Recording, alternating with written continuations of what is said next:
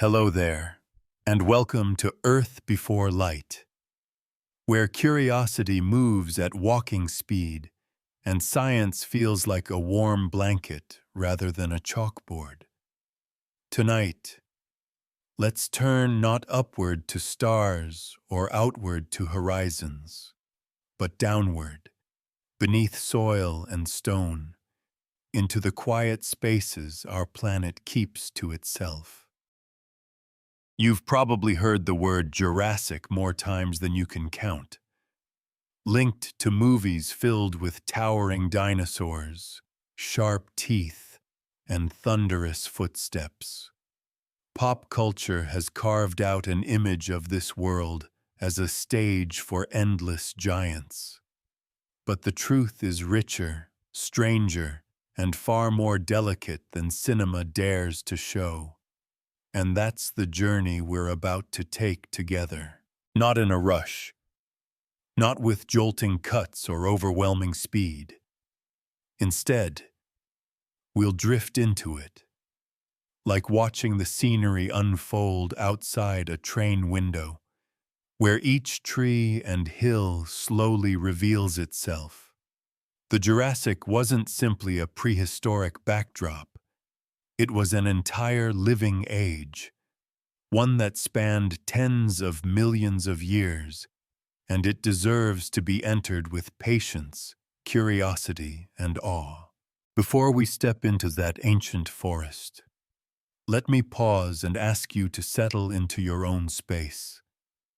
Because this journey is not just about Earth hundreds of millions of years ago. It's about you here, right now. Where are you listening from? Is it late at night, your room dim, the air a little cooler, your body leaning toward rest? Or is it during the day, with life moving quickly all around you, and you've carved out this moment just for yourself? Maybe you're on a couch, maybe lying in bed, or maybe even outside. Headphones carrying you away from your present world into one that no human eyes have ever seen. However you've arrived here, you're exactly where you need to be. You've made the space for this story, and that's all it takes. If you find comfort in wandering explorations like this, in learning without pressure or hurry, I'd be grateful if you let this story breathe with you. These tales are meant to soothe, to open, and to let your shoulders drop while your imagination rises. So now, with that breath, let's begin easing ourselves into the Jurassic. This wasn't just dinosaur time. It was a real era, stretching from about 201 million years ago to 145 million years ago. Pause on that for a second. Every kingdom and empire in human history, every invention from fire to smartphones, every story we've ever written, all of it together wouldn't even form a flicker compared to the length of the Jurassic. Civilizations rise and vanish in an instant on that time scale, and yet, if you stood there, it wouldn't feel like an alien planet. The sun still rose in the morning and set in the evening. The moon tugged at the seas with tides, stronger than today because it sat closer to Earth. Rain still fell, rivers still carved valleys, and forests still reached toward the sky. Life felt familiar, yet profoundly different. The Jurassic was the middle act of the great Mesozoic drama, often called the Age of Dinosaurs. But that phrase, as neat as it sounds, hides so much more. This was a restless Earth, volcanoes building mountains, oceans spilling into new valleys, storms sweeping across wild coastlines. Plants were spreading, insects buzzing, and animals adapting in endless, ingenious ways. It was a time when the planet itself demanded change, and life had no choice but to rise to the challenge. Take your first step into that warmth. The Jurassic was a greenhouse Earth, no polar ice caps, high latitudes warmer than you'd expect, the air heavier, humid, alive with moisture. Breathing it in would feel different, not harsh, but noticeable, pressing lightly against your skin and lungs. This was the Jurassic world. Not just fossils in stone, not just movie monsters. A living, breathing, restless planet, and we're only beginning to open the door. Imagine yourself walking into this world. The first thing that hits you isn't a dinosaur's roar. It's the air, heavy, warm, and moist, as if the entire planet were wrapped in a greenhouse. There were no frozen poles to balance the climate, no ice caps to lock water away. Even far to the north and south, the land was temperate, covered not in tundra, but in vegetation. Every breath would remind you that this was a planet tuned differently, a world tilted toward growth. All around, the forests stretched like green cathedrals, but not with oaks or maples. The familiar trees of today hadn't yet arrived. Instead, conifers, cycads, and ferns ruled the land. Imagine towering trunks rising higher than a modern building, their needles gathering into thick canopies. Beneath them, cycads with their stout stems and crown-like tops clustered in groups, and ferns unrolled wide mats of fronds, carpeting the earth in spirals of green. Grasses didn't exist yet, so where you'd expect a meadow today, you'd find fern prairies rolling to the horizon. Look closer, and the illusion of stillness breaks. A branch shifts, not from wind, but from something brushing past, something heavy, alive. A tail sways, long and muscular, sweeping ferns aside. A neck arches upward, searching for leaves. Dinosaurs, but not all giants.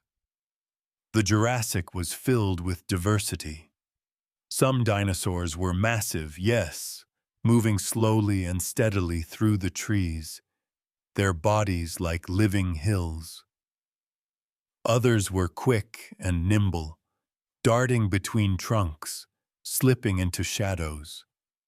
The air itself carried their presence, the rumble of footsteps, the distant call of a herd, the crack of a branch under tremendous weight.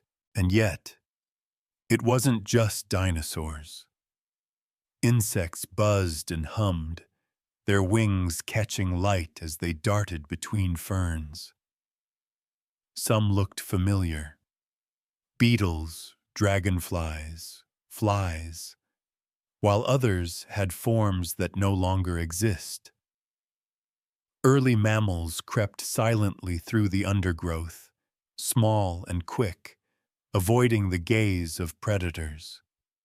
And above, in the canopies, the first birds, still primitive, with teeth and claws, flapped awkwardly into the air. The sky, too, belonged to reptiles. Pterosaurs soared with wings stretched across elongated fingers, their cries echoing across valleys. Not far away, oceans rippled with shapes even stranger. Plesiosaurs, with their long necks, glided like serpents through the waves. Ichthyosaurs, sleek as dolphins but reptilian in form, darted after fish. This wasn't just a parade of giants. It was an entire living system, every niche filled, every corner alive. And here's what often gets lost when we imagine the Jurassic. None of these creatures thought of themselves as extraordinary. Dinosaurs didn't know they were dinosaurs. They simply lived. They woke, fed, fought, and slept under skies that rose and set like ours. To them, life was just life, adaptation to a saltless planet that demanded resilience. It is humbling to realize this. The creatures we stand in awe of today, the fossils we place in glass cases, never imagined themselves as symbols of power.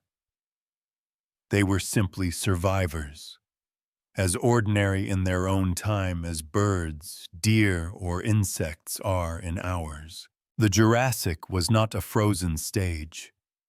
It was alive, constant, restless. Storms sweeping across coasts, volcanoes reshaping valleys, rivers swelling after rains. Every creature, from the smallest insect to the largest sauropod, lived within this rhythm. Step further in.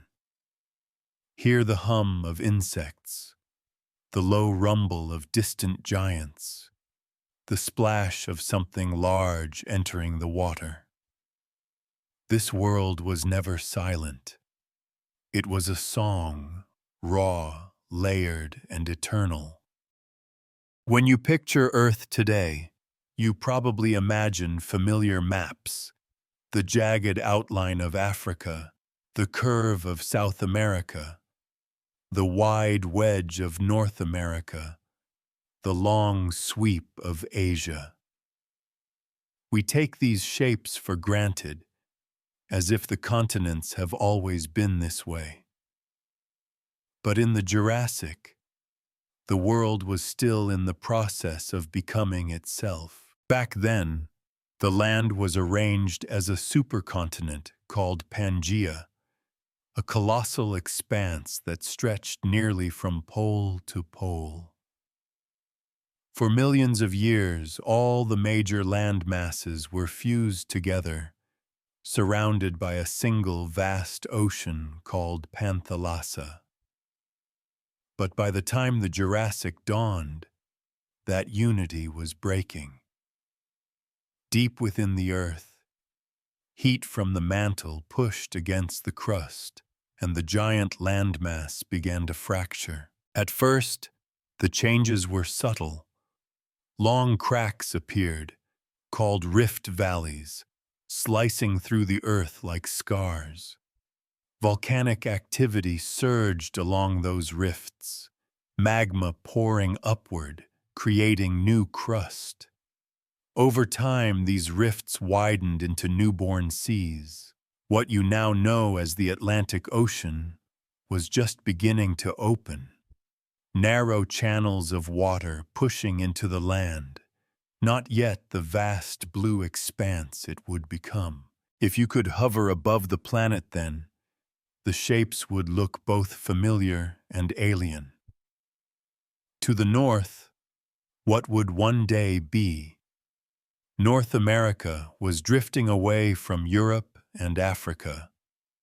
To the south, South America, Africa, Antarctica, India, and Australia were still welded together into a massive block called Gondwana. Between these northern and southern halves stretched a warm, nutrient-rich seaway called the Tethys Ocean, teeming with life. For the creatures living through it, these geological shifts weren't visible as maps sliding apart. To them, it meant new coastlines forming, new lakes filling valleys, new mountains rising where flat land had once stretched. Imagine a sauropod moving through a forest, oblivious to the fact that the ground beneath its feet was part of a continent slowly drifting away from another. Imagine an early mammal creeping through ferns, its burrow dug into soil that lay on the edge of a rift that millions of years later would widen into an ocean. This slow tearing of the earth reshaped everything. The interiors of Pangaea, once dry and inhospitable, became more temperate as seas crept inland and rains fell more often. Forests expanded where deserts had been. Humidity increased along coasts. With every shift in land and sea, life had to adjust, filling new niches as soon as they appeared. The breakup of Pangaea also set evolution on new paths. When land is unified, species can spread far and wide. But once oceans carve barriers, populations are divided. Over time, those divisions lead to new species, animals adapting separately to their own environments. What began in the Jurassic would shape the very diversity of life that exists today. Stand in that world for a moment. To the east, a long valley stretches toward the horizon, filled with lakes glinting in the sun. Volcanoes smolder on the ridges, their slopes glowing faintly at night. To the west, shallow seas lap against fresh coastlines, coral reefs beginning to grow in the warm shallows. And above it all, the land is moving, slowly, invisibly, but relentlessly. The earth itself was alive, tearing itself apart and reassembling piece by piece. The stage for the modern world was being set. One crack, one eruption, one drifting continent at a time. If there is one feature that defined the Jurassic more than anything else, it was the climate. The Earth was wrapped in warmth, global, steady, and unrelenting. Scientists call it a greenhouse Earth, and for good reason. There were no polar ice caps, no glaciers crawling across continents, no frozen tundras where nothing could grow. Instead, warmth reached into the far north and south, creating a planet where life could spread across regions that today are locked in ice. The air itself carried the proof. Carbon dioxide levels were far higher than today, trapping more heat in the atmosphere. Estimates suggest up to 4 or 5 times pre-industrial levels. This warmth wasn't a matter of hot summers and cold winters. It was steady, consistent, and global. Even the difference between the equator and the poles was smaller. Forests stretched deep into high latitudes where today you'd expect only snow. Imagine Antarctica not as a frozen desert, but as a land of conifers and ferns, alive with the footsteps of dinosaurs. But warmth was only part of the story. Humidity pressed into every breath. With warmer oceans evaporating more water, the air carried enormous amounts of moisture. Clouds built quickly. Rains fell heavily. Thunderstorms rumbled across valleys. Lightning crackled above forests. If you walked through a Jurassic forest, you'd feel it in your skin. The thick, damp air clinging, the weight of every breath in your lungs. This greenhouse world shaped everything. Plants thrived in abundance. Conifers towered, cycads clustered, and ferns blanketed the ground. Without grasses, landscapes looked strange to modern eyes. No golden meadows waving in the wind, but endless fern prairies, green mats stretching to the horizon. In wetlands, horsetails grew as tall as trees, their segmented stalks towering in stands where insects buzzed and amphibians croaked. That abundance fed the giants. Sauropods, the largest animals to ever walk the earth, depended on endless supplies of vegetation. Their long necks reached high into conifer canopies, stripping needles and branches. Others swept low, clearing wide arcs of ferns. Without this constant, year-round growth, their massive bodies could never have existed. The climate wasn't just a background. It was the very engine that powered life at such scales. The seas told the same story. With no ice to lock water away, sea levels were higher. Shallow oceans spread inland, flooding coastlines, creating rich marine habitats. Coral reefs flourished in warm waters, building complex ecosystems where fish darted and marine reptiles hunted. The tides, pulled harder by a closer moon, surged against beaches, filling estuaries with nutrients. And the storms, always the storms. Warm water fed massive systems, not unlike today's hurricanes, but likely even more frequent. Imagine a coastline battered by roaring winds, waves pounding cliffs, forests bent beneath sheets of rain. For animals, survival meant endurance. Small creatures dug into burrows. Large ones moved inland, or simply braced against the weather. The rhythm of storm and calm shaped migrations, feeding, and reproduction. Even nights were different.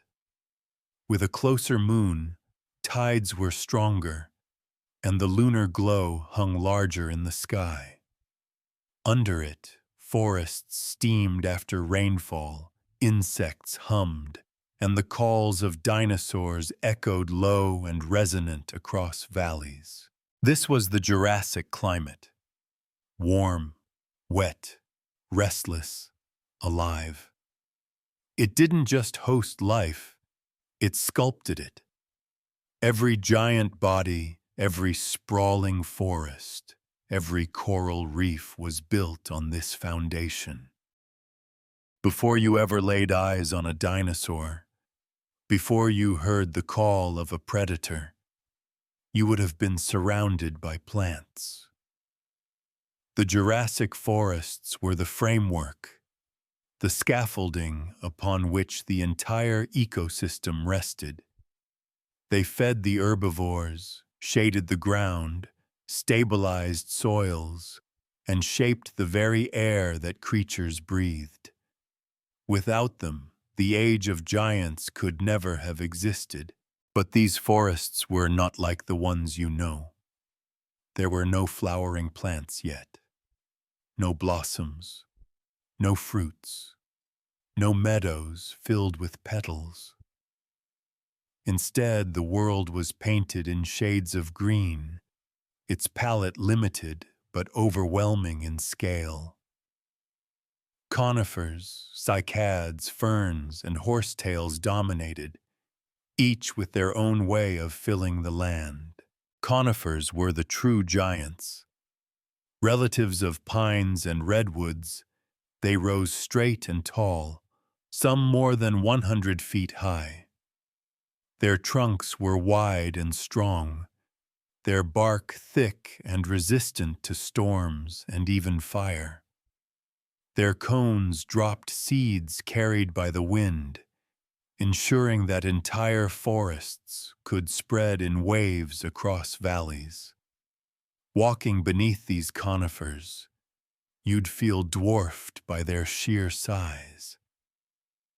The canopy above blocked out much of the sky, creating cool, damp corridors filled with the smell of resin. Beneath them grew the cycads, strange and stout, their thick stems crowned with stiff, palm-like leaves. Though they may look familiar to us today in tropical gardens, in the Jurassic they were everywhere, clustering in dense stands. They reproduced not with flowers, but with cones, tough, armored packages that held their seeds. Dinosaurs browsed on their leaves, snapping off fronds and chewing through cones. Yet cycads were resilient. They could regrow after grazing, ensuring their survival even in the face of relentless herbivores. Covering the ground were the ferns, the silent builders of the understory. Imagine carpets of fronds, some only knee-high, others waist-deep, spreading across forest floors and filling every patch of open ground. Their spores scattered easily on the wind, so after storms or fires, ferns were often the first to return, reclaiming scorched soil in a blanket of green. In many places, ferns formed vast prairies, rolling waves of fronds where today you'd expect grass. And then there were the horsetails, plants that today are small curiosities along riverbanks, but in the Jurassic grew as tall as trees. Their hollow, segmented stalks rose in dense thickets, some 30 feet high, forming swampy forests of their own. Their brush-like cones released spores into the humid air, spreading them wherever water and warmth allowed. They anchored wetlands, stabilized riverbanks, and created habitats for insects, amphibians, and small reptiles. This was a world almost entirely evergreen. Seasonal color changes were subtle. No fiery autumns, no blossoms in spring. Instead, cycles of growth and decay moved quietly. Conifer needles fell, building thick mats on the forest floor. Fern fronds curled and withered, replaced by new spirals reaching upward. Fires sparked by lightning sometimes tore through the greenery, but many plants were adapted to survive. Thick bark, fire-resistant seeds, and rapid regrowth ensured the forest always returned. These plants weren't just scenery. They were the foundation. They pulled carbon dioxide from the air and pumped oxygen back into it. They fed sauropods by the ton, supported insects by the millions, and provided cover for mammals and reptiles. They created the atmosphere that allowed life to grow bigger, stronger, and more diverse than ever before. The forests of the Jurassic weren't just backdrops for dinosaurs. They were engines of life. Every tail that swung, every claw that struck, every wing that beat above the canopy, all of it depended on the endless, relentless growth of plants. Lower your gaze from the towering conifers and cycads of the Jurassic, and what would stretch out at your feet was no less vital. The ground itself was alive, covered with endless waves of ferns. Without grasses to dominate open spaces, ferns became the green oceans of the land, rolling across floodplains, stretching across valleys, and carpeting forest floors with intricate fronds. Imagine walking through one of these fern prairies. Waist-high leaves brush against your body as you push through, each frond unrolling like a spiral scroll before flattening into the fan-shaped greenery you'd recognize today. Some patches were low, hugging the soil in wide circles until there was hardly a bare patch of earth left. Others stood tall and thick, making it difficult for anything larger than a fox to move without leaving trails. For dinosaurs, those trails became highways, paths carved through a sea of green. These fern prairies weren't empty stretches of foliage. They were living dining halls for herbivores. Stegosaurs cropped fronds methodically with beaked mouths, while smaller ornithopods darted in for fresh shoots. Sauropods swept through, their long necks arcing downward to clear wide swaths at once. The ferns offered more than food. They offered cover. Smaller dinosaurs hid within them. Insects thrived on their leaves, and early mammals scurried through, vanishing into the green maze at the first sign of danger. Ferns had a secret weapon: spores. Instead of flowers or seeds, they released millions of dust-like spores into the air. The wind carried them everywhere, ensuring that after any disturbance, whether fire, flood, or volcanic eruption, the first wave of recovery was always ferns.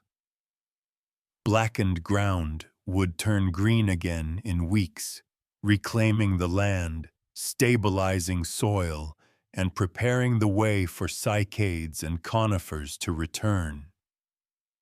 In this way, ferns were the pioneers, the survivors, the eternal reclaimers. Step beneath the forest canopy, and you'd find a second layer of fern dominance: the understory.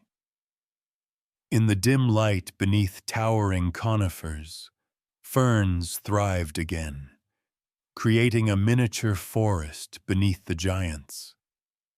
The air was cooler, damper, heavy with the smell of soil and resin. Here, small creatures lived in shadows. Early mammals tunneled beneath roots, insects burrowed in decaying fronds, and amphibians croaked from shallow pools. Predators relied on sharp hearing, for vision failed in the dense green labyrinth. The rustle of a single frond could mean prey, or nothing at all. The resilience of ferns explains their success. Their reproductive strategy was simple but overwhelming: release countless spores, grow quickly, and colonize wherever light and moisture allowed. This made them almost impossible to suppress. Even today, ferns survive across the world, proof of their adaptability.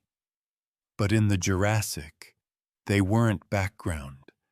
They were the backbone of landscapes. Think of them as the quiet architects of survival. They shaped soil, recycling nutrients as their fronds decomposed. They created cover for nesting dinosaurs. They fed insects, which in turn fed birds, mammals, and reptiles. They tied the smallest creatures to the largest giants in one seamless chain. So when you imagine the Jurassic, don't just look up at the giants. Look down. Picture the green mats brushing your legs, the spiraling fronds stretching toward the light, the hidden lives unfolding in shadows. The fern prairies and understories were not just scenery. They were the canvas upon which the entire Jurassic story was painted. Close your eyes and imagine stepping not onto land, but slipping beneath the waves of a Jurassic ocean. Light filters down through clear, warm water, scattering across shells, scales, and shifting currents. The sea is alive, restless, crowded, and just as full of predators and prey as the fern prairies above. The most iconic swimmers of this age were the ichthyosaurs. Sleek, streamlined, and powerful, they looked almost identical to dolphins, though they were reptiles, not mammals. Their bodies were sculpted by evolution for speed. Long, pointed snouts lined with teeth, vast eyes perfect for seeing in dim light, and tails shaped like flukes that drove them forward with astonishing bursts. Some grew over 50 feet long, bus-sized reptiles darting after schools of fish and squid. Fossil evidence even reveals their stomach contents: bones of fish, remnants of squid, and sometimes even the remains of smaller ichthyosaurs. They were fast, versatile hunters in a world where hesitation meant hunger. Sharing the seas were the plesiosaurs, stranger still. Their broad, flat bodies moved with 4 powerful flippers, almost like wings underwater, giving them agility rather than raw speed. Some species stretched their necks into extraordinary lengths, tipped with tiny heads perfect for snapping at fish. Others had shorter necks and enormous jaws, built for crushing prey in a single bite. Fossils suggest that some exceeded 40 feet, their long necks weaving through schools of fish like serpents striking again and again. And then came the pliosaurs, the apex predators of these oceans. Related to plesiosaurs but with shorter necks and massive skulls, they were the terrors of their time. Imagine a reptile with jaws longer than a man is tall, teeth as long as bananas, and a body so powerful it could challenge anything that crossed its path. Pliosaurs hunted not just fish and squid, but also other marine reptiles. They were the tyrants of the seas, as feared in water as Allosaurus was feared on land. But the oceans weren't only reptilian kingdoms. They were crowded with fish, many of them early relatives of the groups that still dominate today. Some gathered in shimmering schools, darting and scattering in unison, while others hunted alone, patrolling reefs and open waters. Sharks prowled these seas too, their teeth, slender, serrated, or needle-like, showing just how diverse their diets had become. And floating everywhere, carried by currents, were the ammonites. These coiled-shelled mollusks were as common in the Jurassic seas as plankton is today. Some were no bigger than your fist, while others grew wider than a car tire. They propelled themselves with bursts of water, their tentacles catching prey, while their shells provided buoyancy and defense. So abundant and so diverse, ammonites became the markers of their age, timekeepers in stone, their fossils now used by scientists to date Jurassic rocks. Beneath all this swam the coral reefs. Built slowly, generation after generation, by corals, sponges, and algae, these reefs spread across shallow seas like underwater cities. Every crevice teemed with life, fish darting in and out, crabs scuttling across sand, mollusks anchored to hard surfaces, predators circling just beyond. Storms battered them, Volcanoes buried them, but they always rebuilt, layer upon layer of living stone. This was no quiet world. The oceans of the Jurassic thundered with life. Waves crashed against newborn coasts. Storms tore through shallow waters. Tides pulled stronger than today, driven by a closer moon. Every creature, from tiny ammonites to colossal pliosaurs, lived by the same law: survive or become food.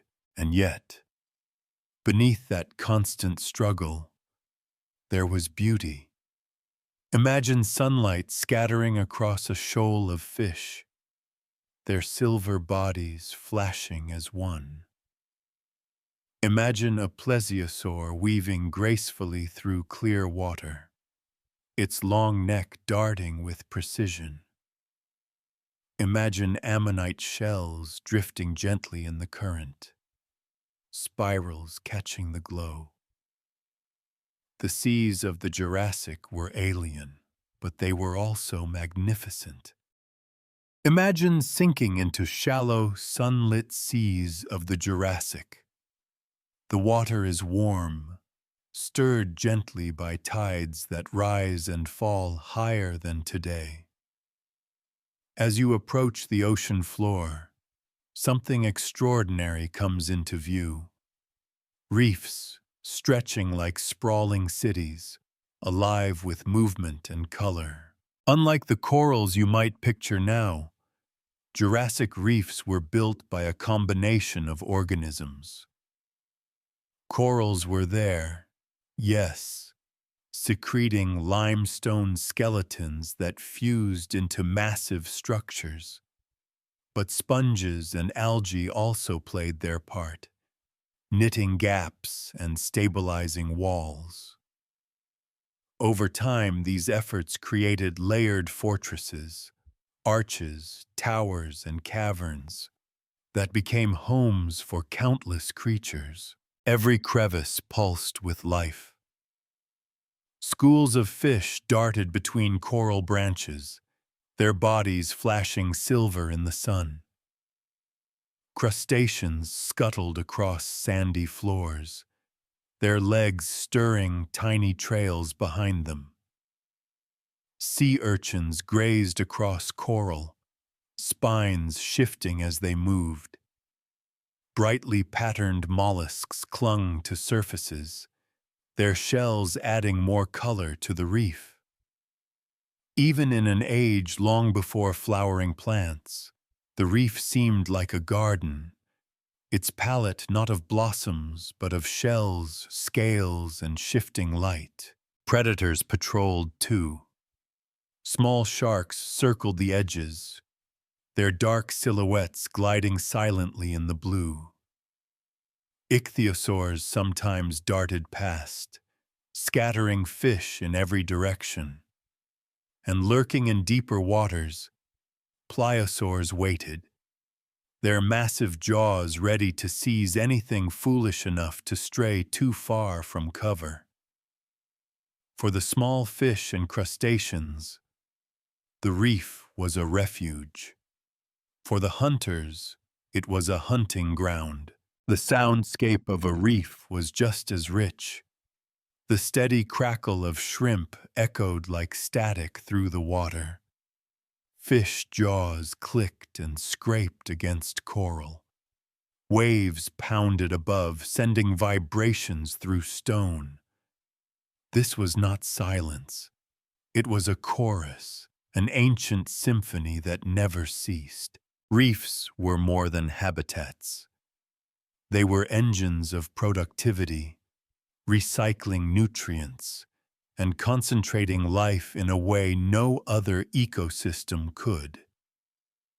By creating walls, caves, and crevices, reefs multiplied the number of niches available, allowing a staggering variety of organisms to thrive side by side. Each predator, each grazer, each scavenger had its role. Together they formed webs of survival as intricate as any tapestry. And like all cities, reefs were vulnerable. Storms could tear them apart in hours. Volcanic eruptions could bury them under ash. Sea levels, rising and falling with the Earth's shifting crust, sometimes drowned them or left them stranded. But reefs had a gift: persistence. When damaged, they grew back. When destroyed, they rebuilt elsewhere.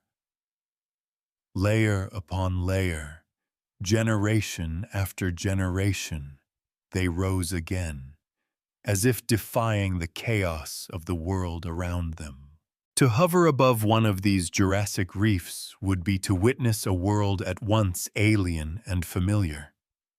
So many creatures resemble those you know: fish, crabs, corals, yet each bore the stamp of its ancient time. The ammonites drifted nearby, their spiraled shells gleaming like coins scattered across the sea. Early sea cucumbers and brittle stars crawled across the sand, their shapes odd yet oddly recognizable. And above it all, the water shimmered with endless life, drawn to the reef as moths are to flame. In the Jurassic, reefs weren't just underwater features. They were sanctuaries, marketplaces, battlegrounds, and homes. They anchored ecosystems, supported giants, and echoed with the story of resilience.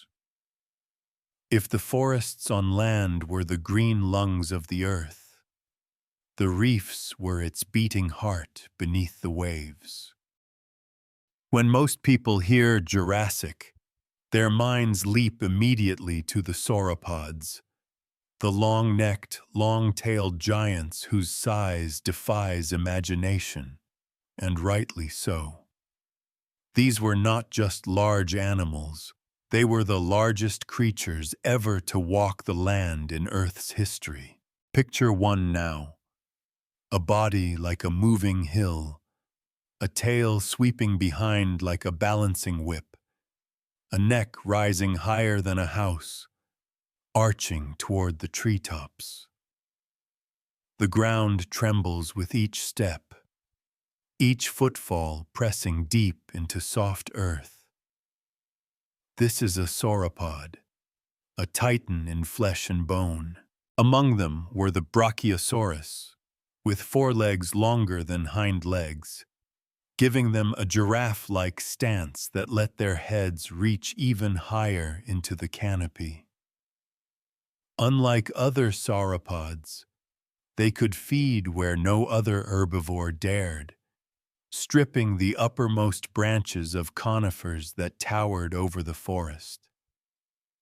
Then there was the Diplodocus, with a neck stretching like a bridge, sweeping from stem to side to clear entire swaths of ferns and low branches. Fossils suggest some grew nearly 90 feet long, longer than a blue whale, though not as heavy. And then came the giants like Supersaurus and Barosaurus, whose sheer length pushed toward the limits of terrestrial life. Standing beside one would make you feel like an insect. Your entire body no taller than the breadth of a single leg bone. But how did they live at such sizes? The answer lay in their design. Sauropods had lightweight, hollow bones that reduced their weight without sacrificing strength. Their long necks allowed them to graze over vast areas without moving much, simply sweeping side to side, up and down. Their huge stomachs could process enormous amounts of tough plant matter, slowly fermenting it into usable energy. Herd behavior also played a role. Fossils suggest sauropods often moved together, perhaps for protection against predators, or simply because their lives revolved around the same feeding grounds. Imagine a herd moving across a fern prairie, dozens of necks rising and swaying, feet pressing into the soil, leaving behind craters that would one day fossilize into massive footprints. Their calls, low, resonant, almost like the hum of distant thunder, echoing across valleys. To smaller dinosaurs, mammals, or reptiles, the ground itself would feel alive, vibrating with each colossal step. And yet, despite their strength and size, sauropods were not invincible. They lived in constant tension with predators, from agile packs of smaller carnivores to the mighty Allosaurus, whose jaws could pierce even thick flesh.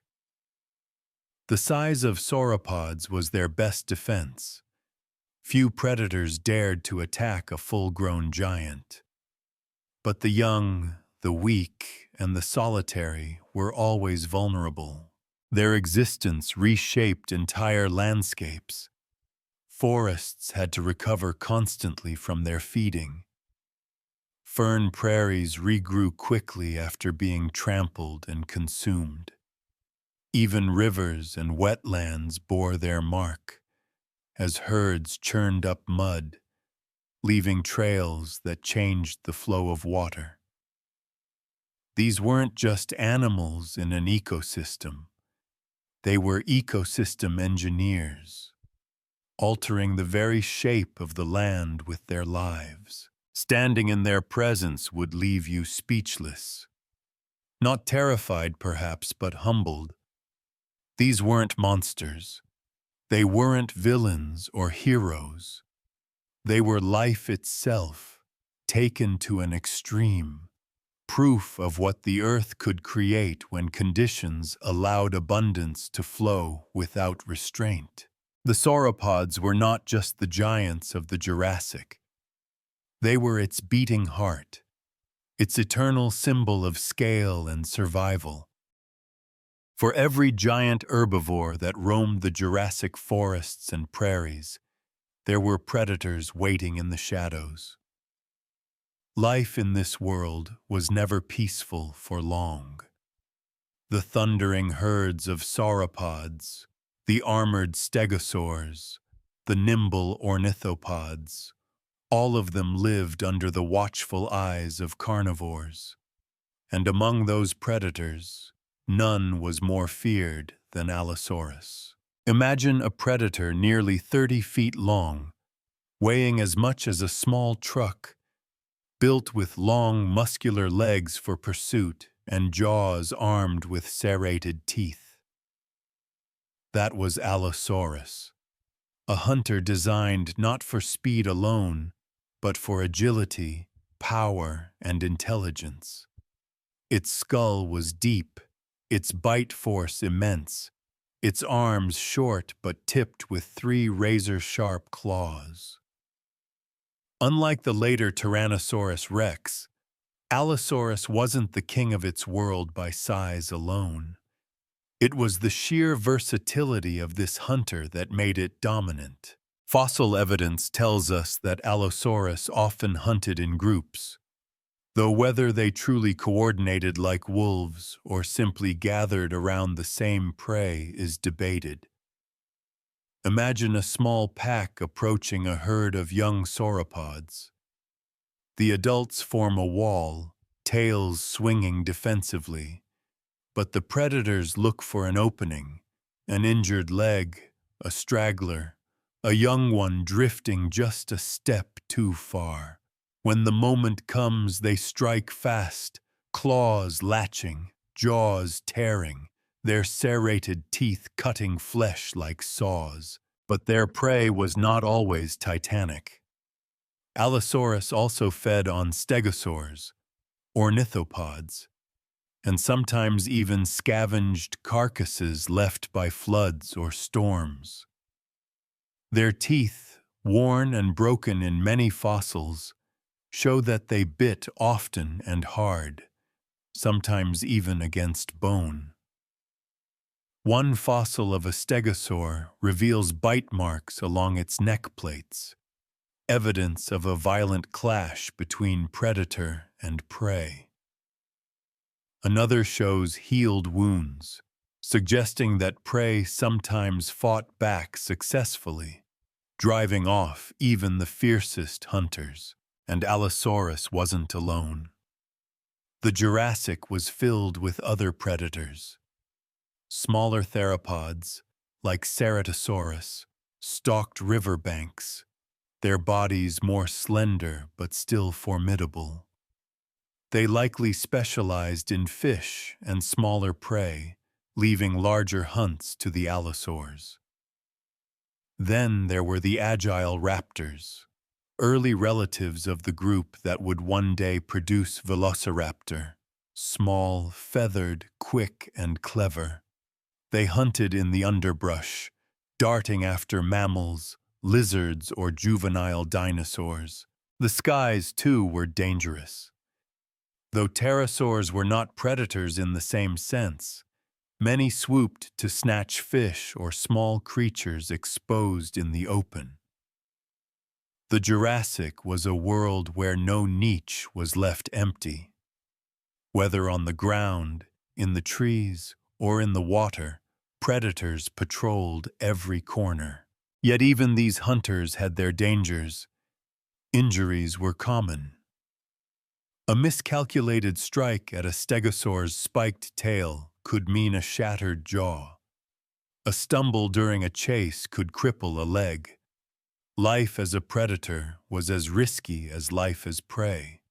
Survival depended on sharp senses, sharp claws, and sharper instincts. What makes these predators remarkable isn't just their ferocity, it's their place in the balance of life. Without them, herbivores might have stripped forests bare, their numbers unchecked. Predators thinned the herds, removed the weak, and kept the ecosystem in balance. They weren't villains, they were guardians of equilibrium, shaped by the same earth that shaped the giants they hunted. Stand in the Jurassic night for a moment. The forest hums with insects. A herd of sauropods shifts in the distance, their low calls rumbling. And then a silence. The kind that freezes every creature, from insect to giant, in place. In the shadows, something waits. The glint of eyes, the flick of a tail, the quiet step of a predator built by millions of years of trial and error. That was the sound of the Jurassic, the heartbeat of hunter and hunted, forever entwined.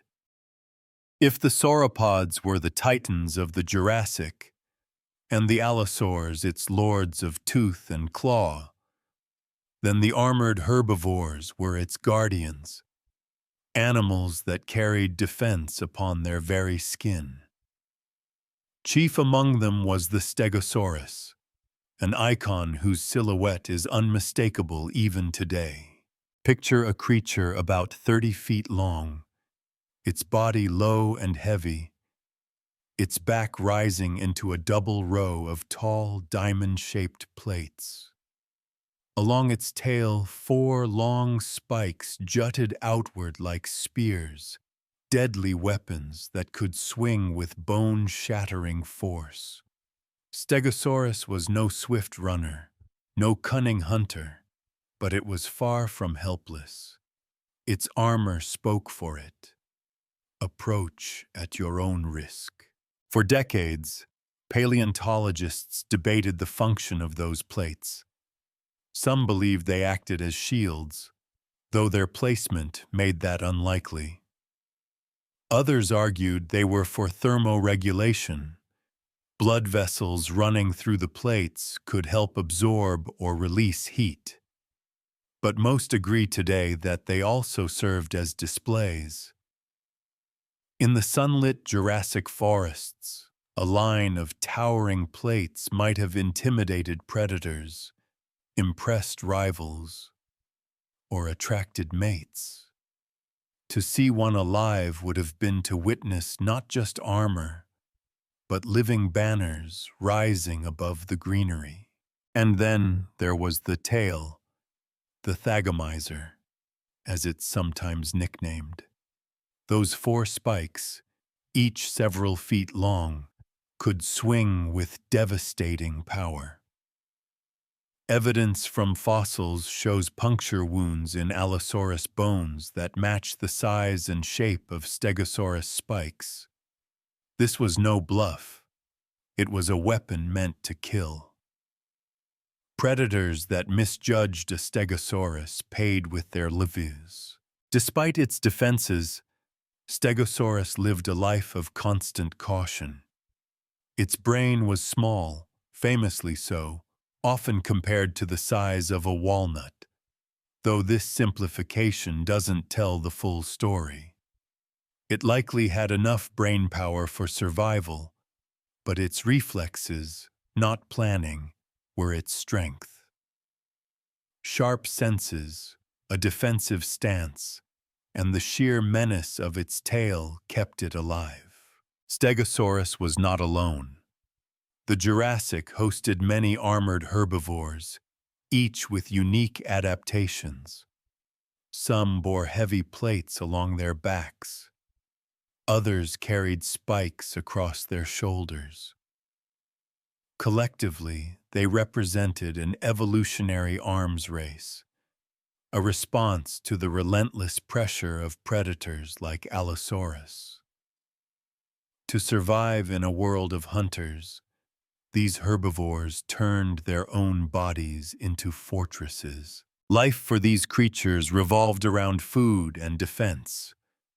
They moved in herds, heads low, cropping ferns and cycads, their tails swaying in warning arcs whenever danger drew near. At watering holes, they mingled with sauropods and smaller herbivores, yet always remained on alert. Even the shadow of a pterosaur passing overhead might startle them, though their true concern was always the rustle of leaves that hinted at a predator's approach. What is striking about Stegosaurus and its kin is their resilience. They weren't built for speed. They weren't cunning or social in the way some later dinosaurs were. But they endured. They filled their niche perfectly, surviving for millions of years in landscapes where the balance of life depended as much on defense as on attack. Imagine standing in a Jurassic clearing. A herd of stegosaurs moves slowly, plates glowing red in the late sun as blood circulates through them. Their tails sway, a silent warning to anything watching. And in the shadows, an Allosaurus waits, measuring, deciding whether the risk is worth the reward. That standoff, that tense equilibrium, was the rhythm of Jurassic life. Look upward, and the Jurassic transforms again. The forests and herds below are only half the story. Above, the sky itself belonged to the pterosaurs, reptiles that conquered the air tens of millions of years before birds spread their wings. The first impression of a pterosaur in flight would not be subtle. Imagine wings stretched wide, membranes of skin, muscle, and tendon extending from elongated fingers, shimmering in the light as they caught the wind. Some were no larger than sparrows, darting after insects.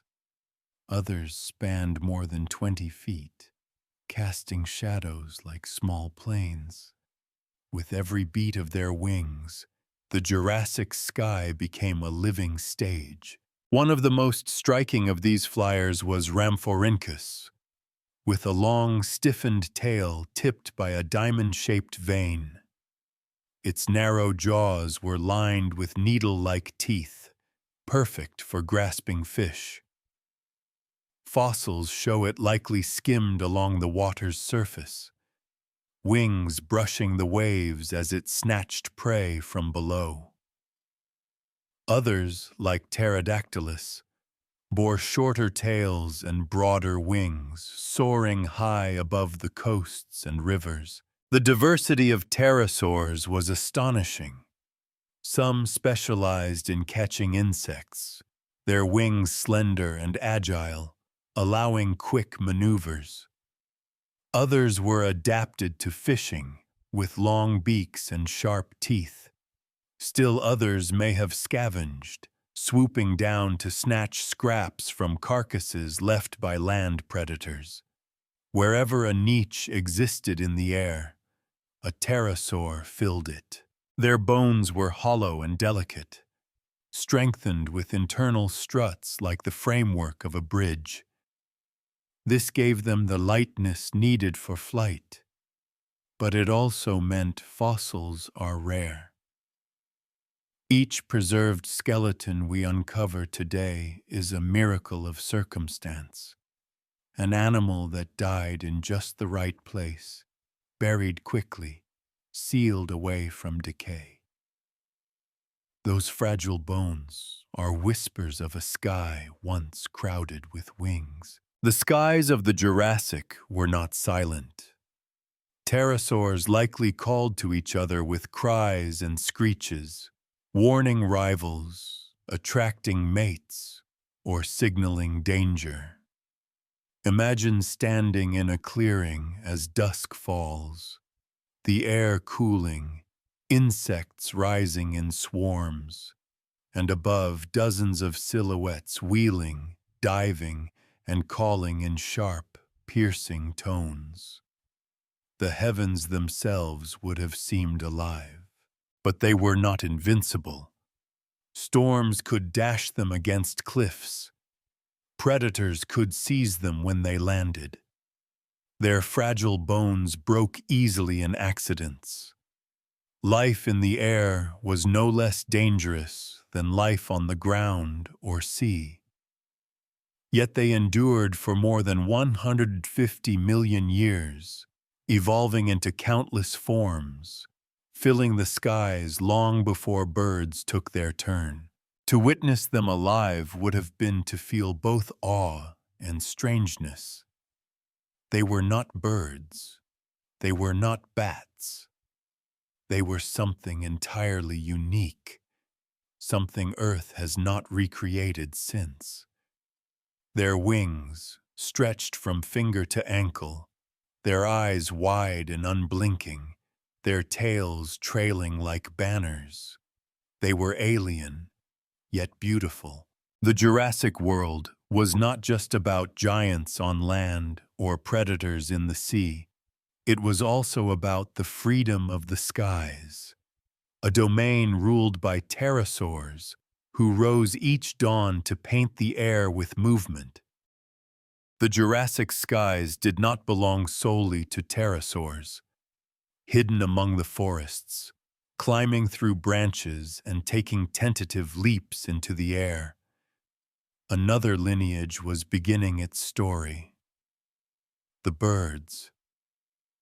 They were not the sleek sparrows or eagles we know today, but primitive, feathered creatures that blurred the line between dinosaur and bird.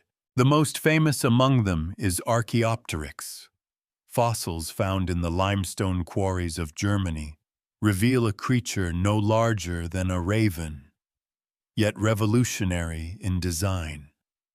Its wings bore feathers almost identical to modern birds, with asymmetrical veins perfect for catching air. But its body carried reminders of its dinosaur ancestry.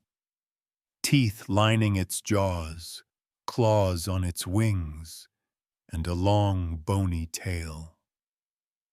It was not yet free of its past, but it was straining toward the future. Imagine one perched on a branch in a Jurassic forest, feathers glistening with dew. It lifts its head, eyes sharp and alert, scanning for insects below. With a sudden leap, it spreads its wings. The feathers catch air, slowing its fall. A few frantic flaps carry it across a gap to another tree. Not a soaring glide like a pterosaur, but a desperate, fluttering flight. Awkward, yes, but effective. Evolution was experimenting, and from that experiment would come every bird that fills our skies today. Feathers were not new in the Jurassic. Many small theropod dinosaurs already carried them, first for warmth, then for display, and finally co-opted for flight. Some bore simple filament-like coverings, while others had full plumes, vibrant and patterned. On the ground, feathers might have signaled strength or attracted mates. In the trees, they became wings. The arrival of early birds changed the dynamics of the skies. While pterosaurs dominated open air and coastlines, these feathered pioneers thrived in forests. Their small size allowed them to dart through branches, chase insects, and evade larger predators.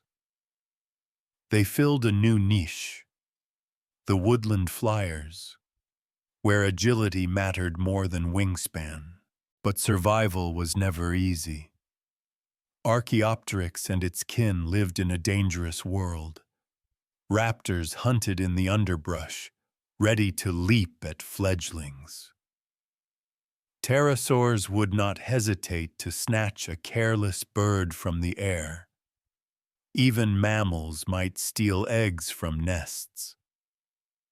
To endure, early birds needed quick reflexes, sharp senses, and the protection of cover.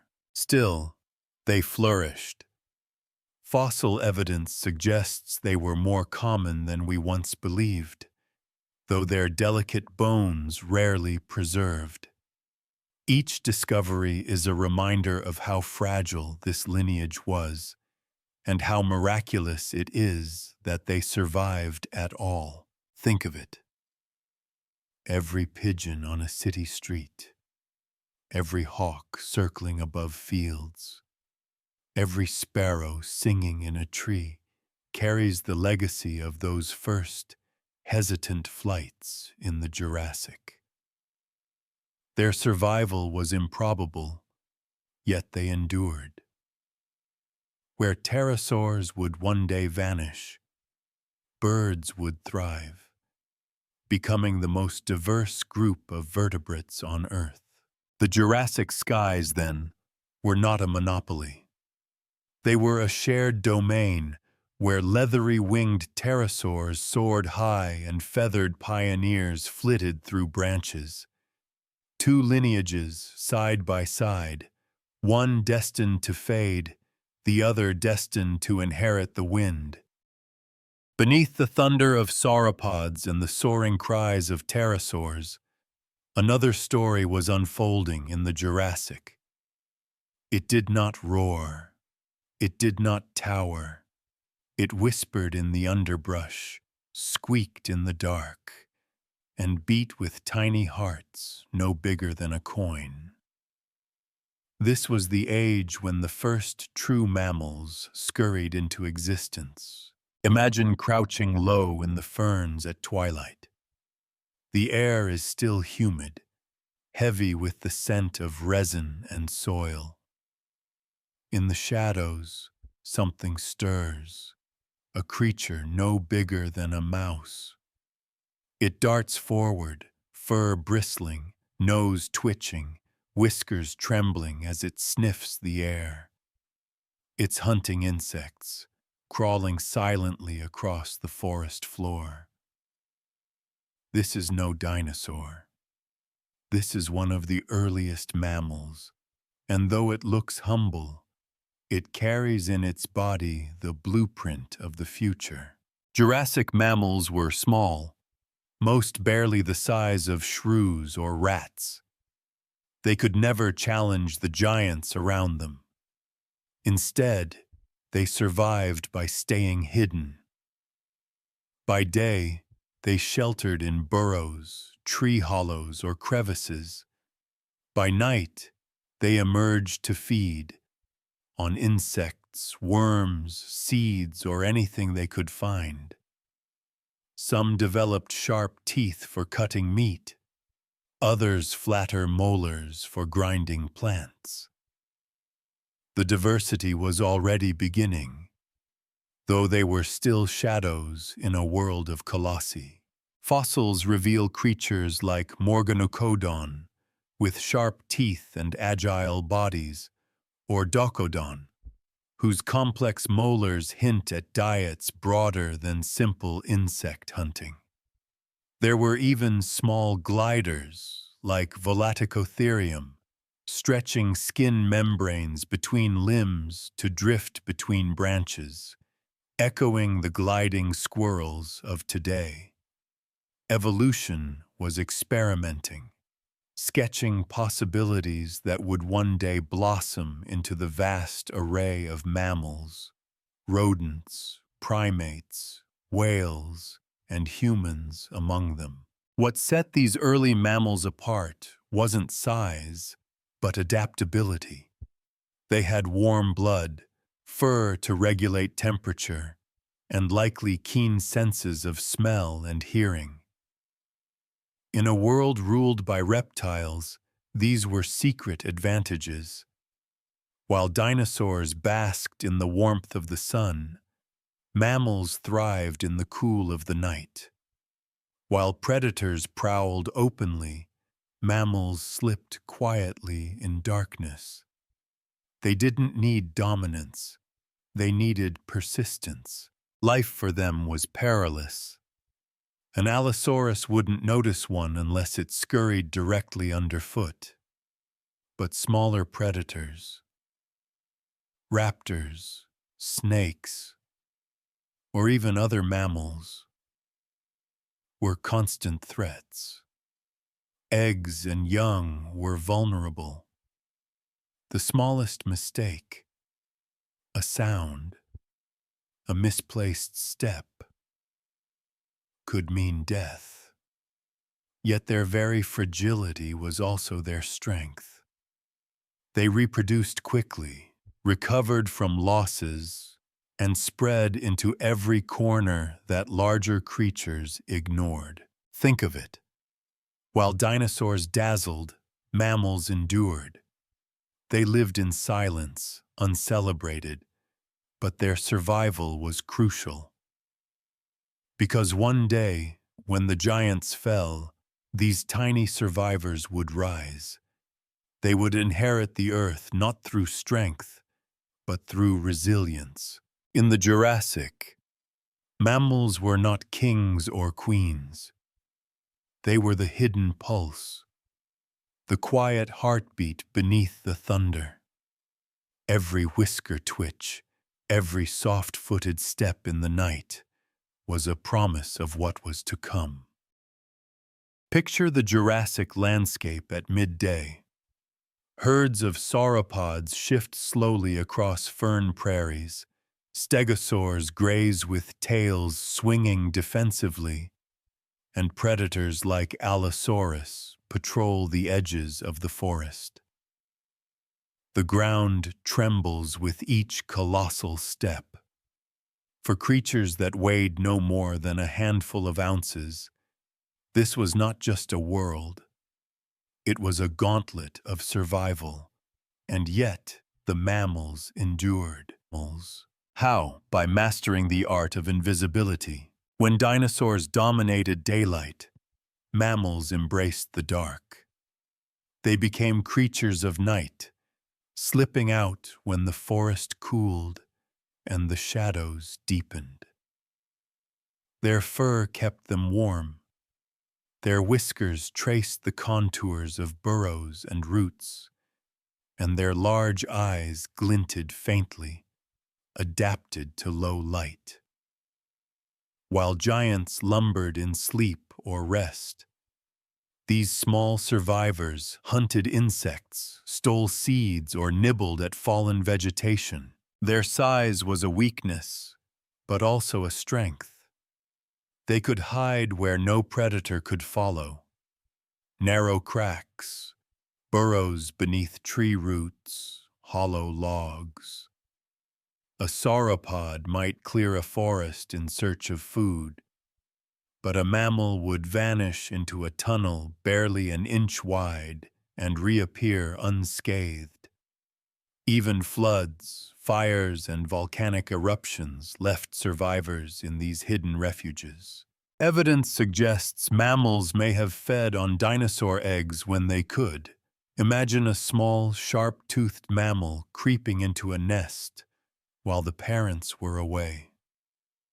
The leathery shell cracks, and the reward inside is a feast that could sustain it for days. Dangerous, yes. If the mother returned, death was certain. But risks were part of survival. Every opportunity was seized, because in a world of giants, scraps meant life. Mammals also found ways to live alongside the dinosaurs, not just beneath them. Some may have cleaned insects from carcasses, scavenging the leftovers of predator kills. Others likely darted near herds, feeding on insects stirred from the soil by massive feet. And in forests, they climbed, scrambling up cycads and ferns to snatch fruits, seeds, or insects hiding in bark. Where dinosaurs moved in grandeur, mammals moved in shadows, weaving between their legs, slipping beneath their notice. The relationship was not always one of prey and predator. It was one of parallel existence. Dinosaurs and mammals rarely competed directly. One took the day, the other the night. One took the canopy and prairies, the other the undergrowth and soil. Together, they formed two halves of the same rhythm, filling every hour, every corner of the Jurassic world with life. It's humbling to realize that the survival of mammals depended not on strength, but on patience. They did not challenge the giants. They did not seek dominance. They simply endured, waiting for a future they could not know was coming. While sauropods thundered and predators roared, mammals carried forward the quiet flame that would one day shape all of human history. Imagine the scene: a clearing at night. The air hums with insects. A herd of sauropods rests, their massive bodies looming like dark hills. Beneath them, unseen, a mammal scurries from burrow to burrow, claws scraping softly, nose twitching, heart racing. No one notices. No one cares. And yet, in that tiny heartbeat, in that fragile step, the world's future is already being written. It is easy to marvel at the giants of the Jurassic, the sauropods, the predators, the winged pterosaurs. But to understand this age fully, we must step back and look at it not as fragments, but as a whole living web. Every creature, every plant, every breath of air was part of a vast cycle that bound the era together. At the foundation stood the plants: conifers, cycads, horsetails, and especially ferns spread endlessly across the land. They drew energy from the sun, turned air into food, and became the base upon which everything else rested. Their abundance created the possibility of giants. Without the constant regrowth of these forests and prairies, sauropods could not have fed, stegosaurs could not have survived, and even the smallest mammals would have gone hungry. The herbivores transformed that abundance into movement, shaping the land as they grazed. Herds of sauropods cleared pathways through forests, trampling ferns into the soil and dispersing seeds through their droppings. Stegosaurs browsed stubbornly, keeping cycads pruned. Smaller dinosaurs nibbled at shoots and leaves, ensuring no plant community stood untouched. They were gardeners as much as consumers, spreading life as they fed. The predators balanced the scale. Allosaurus and its kin culled the herds, striking down the weak, the sick, or the young. Raptors hunted the shadows, keeping small prey in check.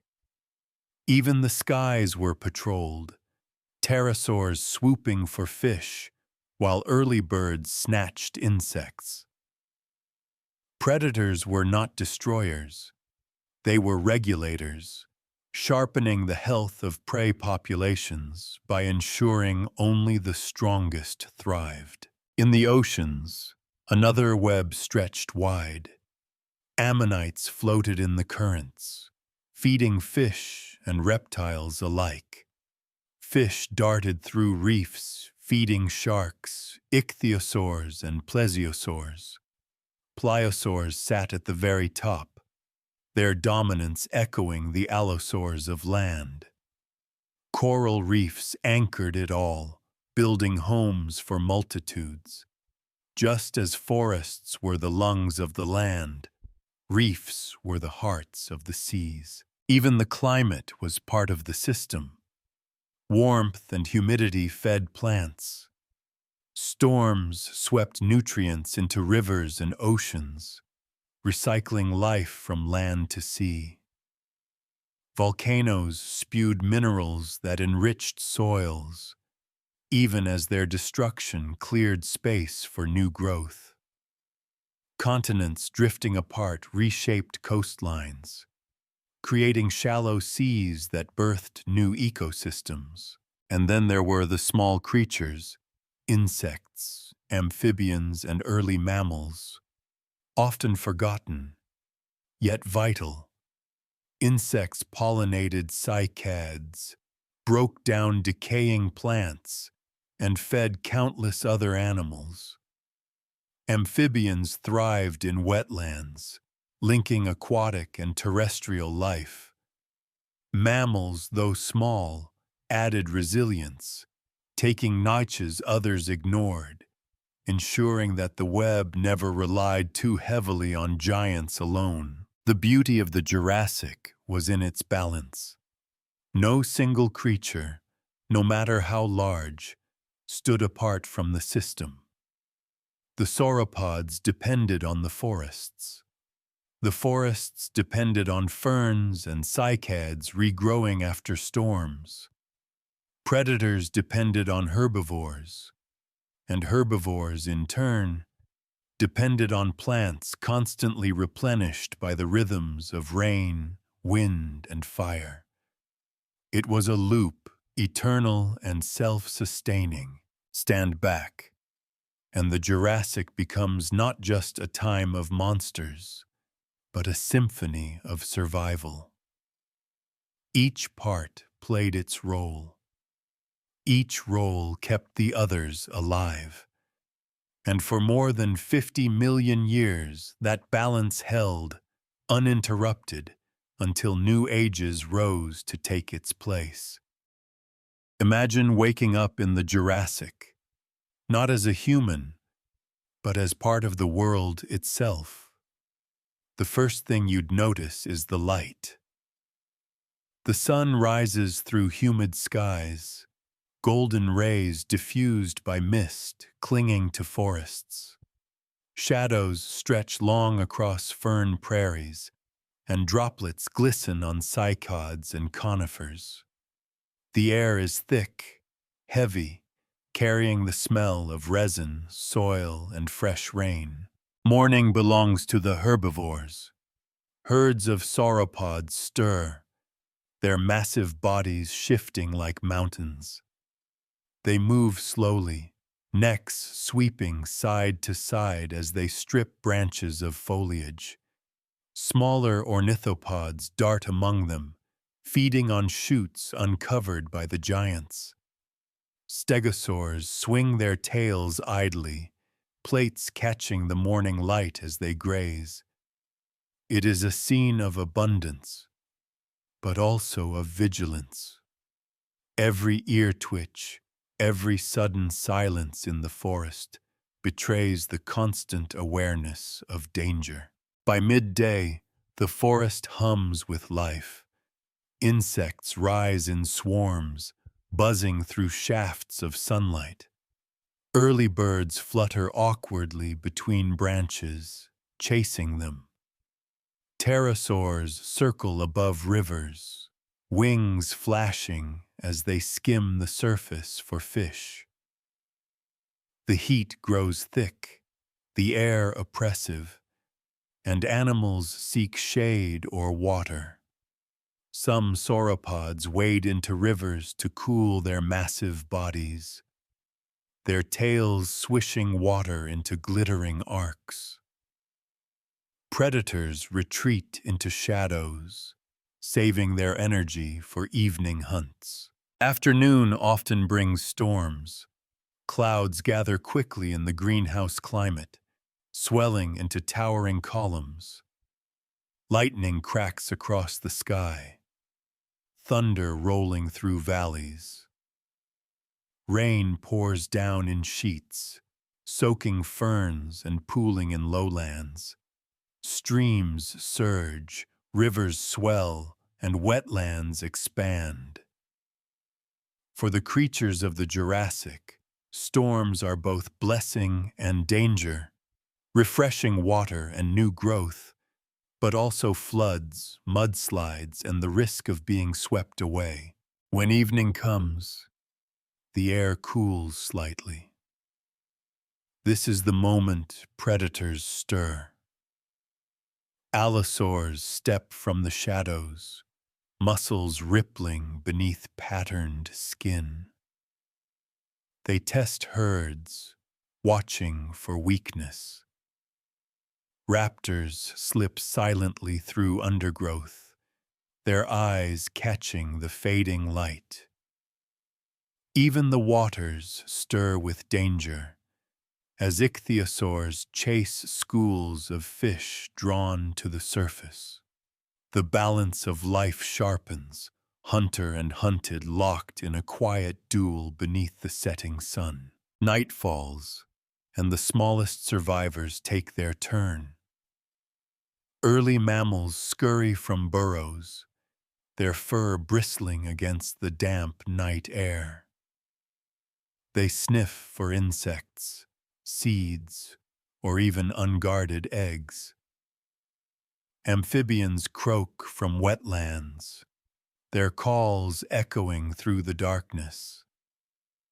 Above, pterosaurs glide against the glow of a larger, closer moon, their silhouettes cutting across silver light.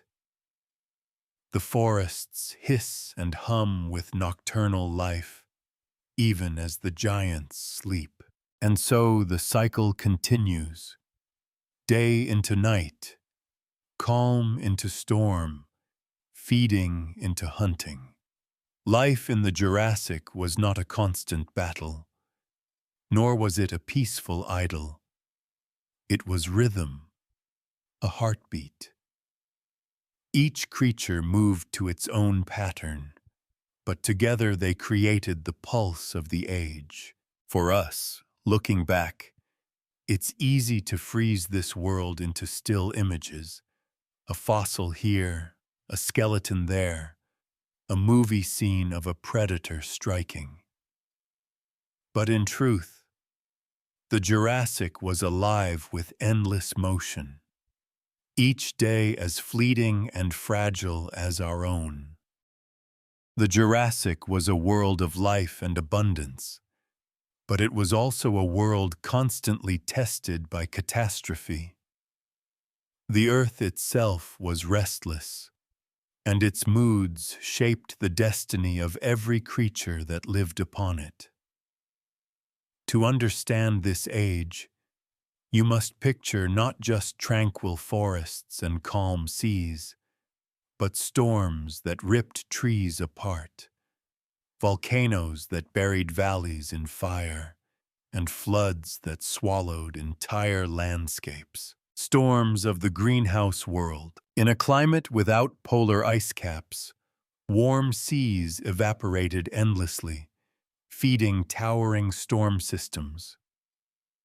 Clouds rose like mountains in the afternoon sky, their thunderheads glowing white against the sun. Lightning cracked, striking conifer crowns and igniting fires. Rain fell in torrents, hammering fern prairies into mud and swelling rivers until they spilled over their banks. For smaller creatures, survival meant retreat. Mammals darting into burrows, reptiles scrambling for higher ground. For sauropods, storms were endured with sheer mass, their hulking bodies standing against winds that would topple trees. Yet even the giants felt the cost. A flash flood could sweep away the young, while uprooted trees reshaped feeding grounds. Every storm left its mark.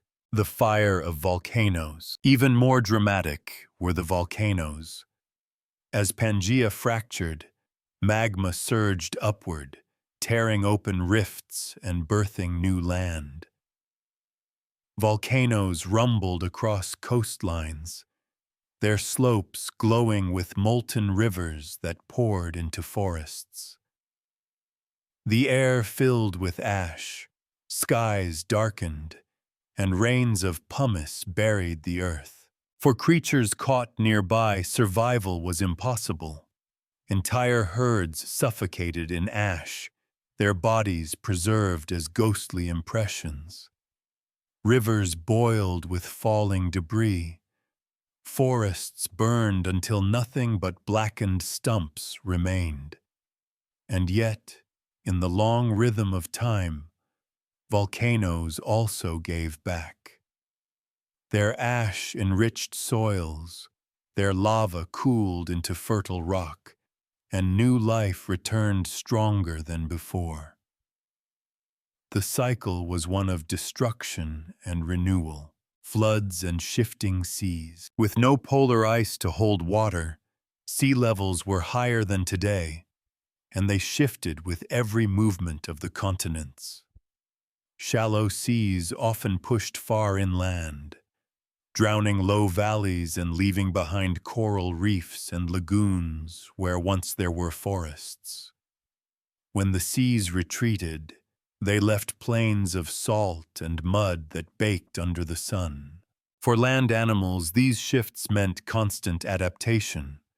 A fertile floodplain might vanish beneath water, forcing herds to migrate.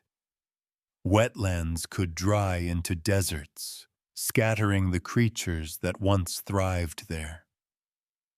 For marine reptiles, however, every advance of the sea meant new hunting grounds, rich with fish and ammonites, a world forged by chaos. To live in the Jurassic was to live in a state of fragile balance. No day was guaranteed. A forest that had fed sauropods for centuries could vanish in a single eruption. A herd could be cut in half by a flood. Entire ecosystems could be remade overnight. And yet, Life endured.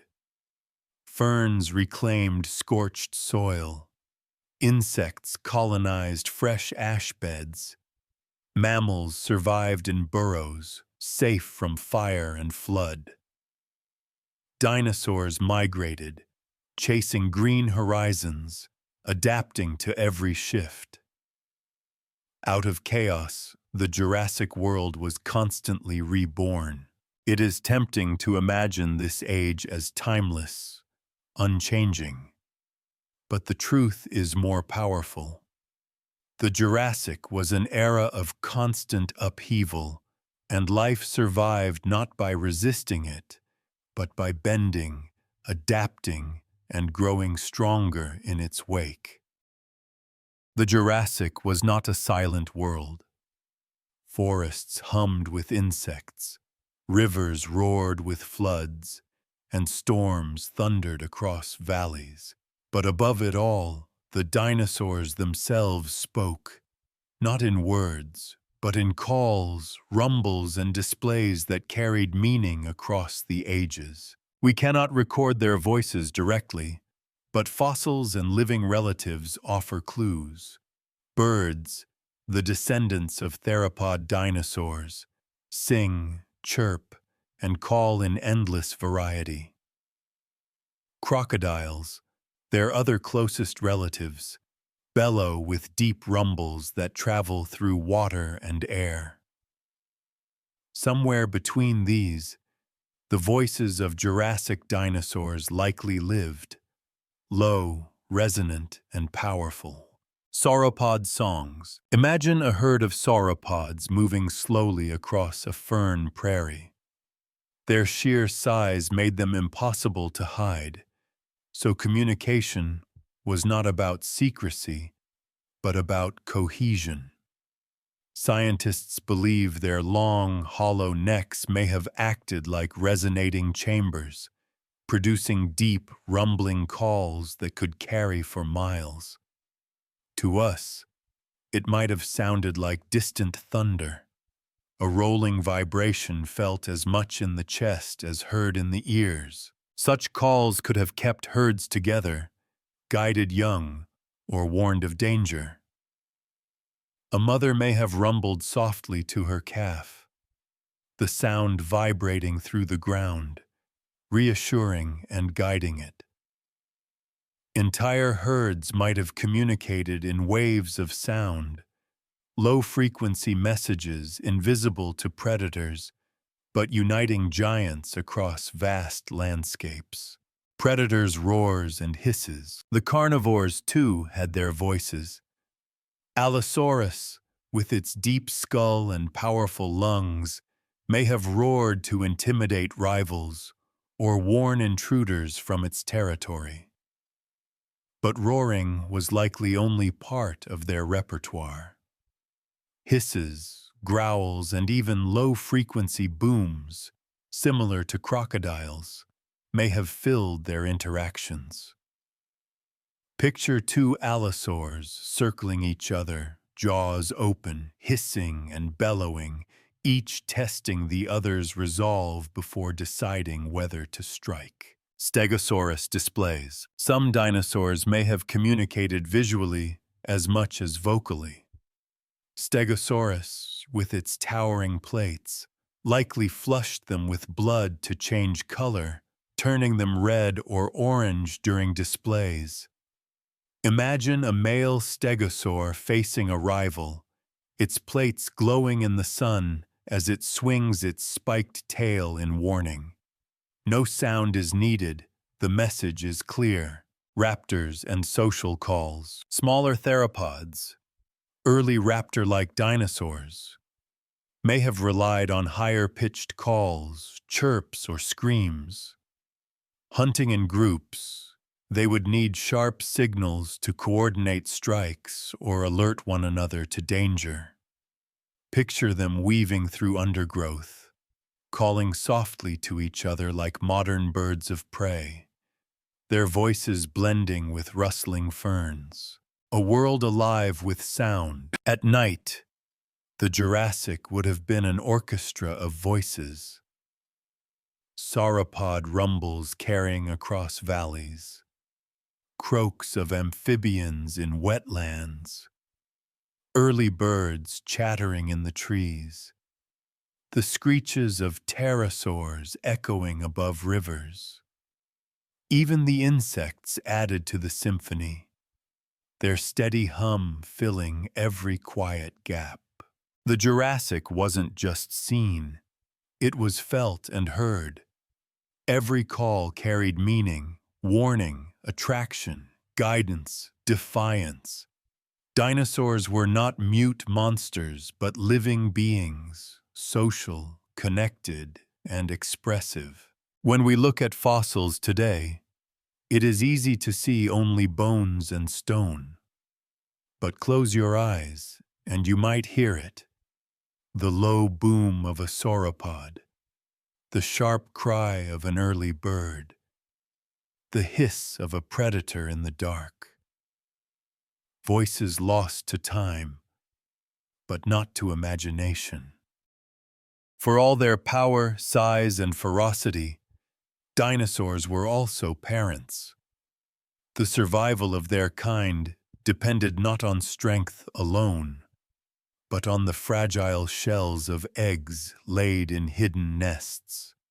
In the Jurassic, life's greatest gamble was played not in the clash of predators and prey, but in the quiet moments when a mother or father left behind the future in the form of a nest. The fragility of eggs. Imagine crouching near a Jurassic nesting ground. The air smells of soil and resin. The ground is a patchwork of shallow pits dug into soft earth or sand. Inside each rests a clutch of eggs, oval, leathery, some as small as a fist, others as large as footballs. Their surfaces glisten faintly in the damp air. To modern eyes, they might look delicate. But to dinosaurs, these eggs carried resilience, built to survive in humid forests and open plains alike. Some species laid only a handful, carefully guarded. Others deposited dozens, relying on sheer numbers to outpace predators. For every egg that hatched, many more were stolen by mammals, trampled by giants, or destroyed by storms. Yet enough survived to keep the cycle unbroken for millions of years. Parental care. Did dinosaurs care for their young? Evidence suggests many did. Fossilized nests with closely arranged eggs, sometimes preserved with the remains of adults nearby, point toward guardianship. Sauropods may have laid eggs in vast colonies, their combined numbers overwhelming predators. Smaller dinosaurs, like early ornithopods, may have lingered near nests, protecting hatchlings until they could fend for themselves. Picture a stegosaur standing watch over her clutch, her plates rising like banners as she swings her spiked tail at a lurking predator. Or a small raptor crouched in the ferns, wings half spread to shade her eggs from the sun. These weren't simply beasts of instinct. They were participants in the eternal drama of care and survival. Hatchlings enter the world. When the time came, hatchlings cracked their way into light. Tiny claws chipped at shells, weak squeaks and movements signaling life. Imagine a sauropod calf, no taller than a dog, emerging into a world where everything towered above it. Within weeks, it would grow rapidly, but in those first days, it was fragile, vulnerable, and utterly dependent on the herd. Predators knew this. Nests were constant targets. Early mammals risked everything to sneak into clutches, breaking open eggs for a rare feast. Raptors prowled, waiting for hatchlings to stray too far. Even insects could threaten the weak. For every survivor, countless siblings were lost. The fact that any made it to adulthood at all is proof of nature's relentless persistence. Family groups and herds. Some dinosaurs lived solitary lives, but others gathered in herds or colonies. For sauropods, safety came in numbers. Dozens of adults formed protective circles around their young, tails swishing defensively. For smaller species, group living offered shared vigilance, many eyes scanning the forest, many voices raising alarm at the first sign of danger. These weren't just random gatherings, they were families, clans, and communities bound by necessity and instinct. The legacy of care. When we look at fossils today, it's easy to see only stone eggs, broken shells, or tiny skeletons. But in life, these were moments of tenderness, of fierce protection, of futures guarded fiercely against impossible odds. Dinosaurs were not just survivors of their own lives. They were guardians of the next. The story of the Jurassic is not only about giants and hunters. It is also about eggs in nests, hatchlings taking their first steps, and parents standing watch in the shadows. Survival was not just an individual battle. It was a family effort, written again and again across millions of years. When you think of dinosaurs, what colors do you imagine? Hollywood often paints them in dull greens or grays, as if their only purpose was to loom like shadows in the forest. But the truth is far more vibrant. Evidence from fossils, paired with lessons from living animals, suggests that dinosaurs of the Jurassic were painted in a palette of stripes, spots, iridescence, and bold displays that made their world dazzling. Hints from fossils. In recent decades, paleontologists have discovered fossilized feathers and skin impressions that preserve tiny structures called melanosomes, pigment-bearing organelles still found in modern birds. By comparing their shapes to living species, scientists can infer colors once thought lost forever. Some early feathered dinosaurs likely shimmered with iridescent blacks, chestnut reds, and brilliant whites, not unlike modern crows or magpies. Others bore muted earth tones, perfect for camouflage in dense forests. Though Jurassic fossils are rarer than those of later periods, these discoveries open a window. Dinosaurs were not drab monsters, but living canvases. Camouflage and concealment. For many, survival depended on blending in. Small ornithopods likely bore dappled patterns, their flanks striped or spotted to break up their outlines among ferns. Predators, too, may have carried countershading, dark on top, light below, like modern tigers or sharks, concealing their forms as they stalked prey. Imagine an Allosaurus emerging from shadows, its stripes rippling through dappled light until, at the last instant, it reveals itself in motion. Displays of power and beauty. Other dinosaurs may have gone in the opposite direction, wearing colors to attract mates, intimidate rivals, or assert dominance. Stegosaurus plates, filled with blood vessels, may have flushed bright red or orange in the sun. Raptors with primitive feathers could have fanned them out in vibrant displays, shimmering to draw the eye. Even sauropods, though massive, might have borne stripes or bands across their necks and tails, signals visible from great distances. Color wasn't only for show, it was language.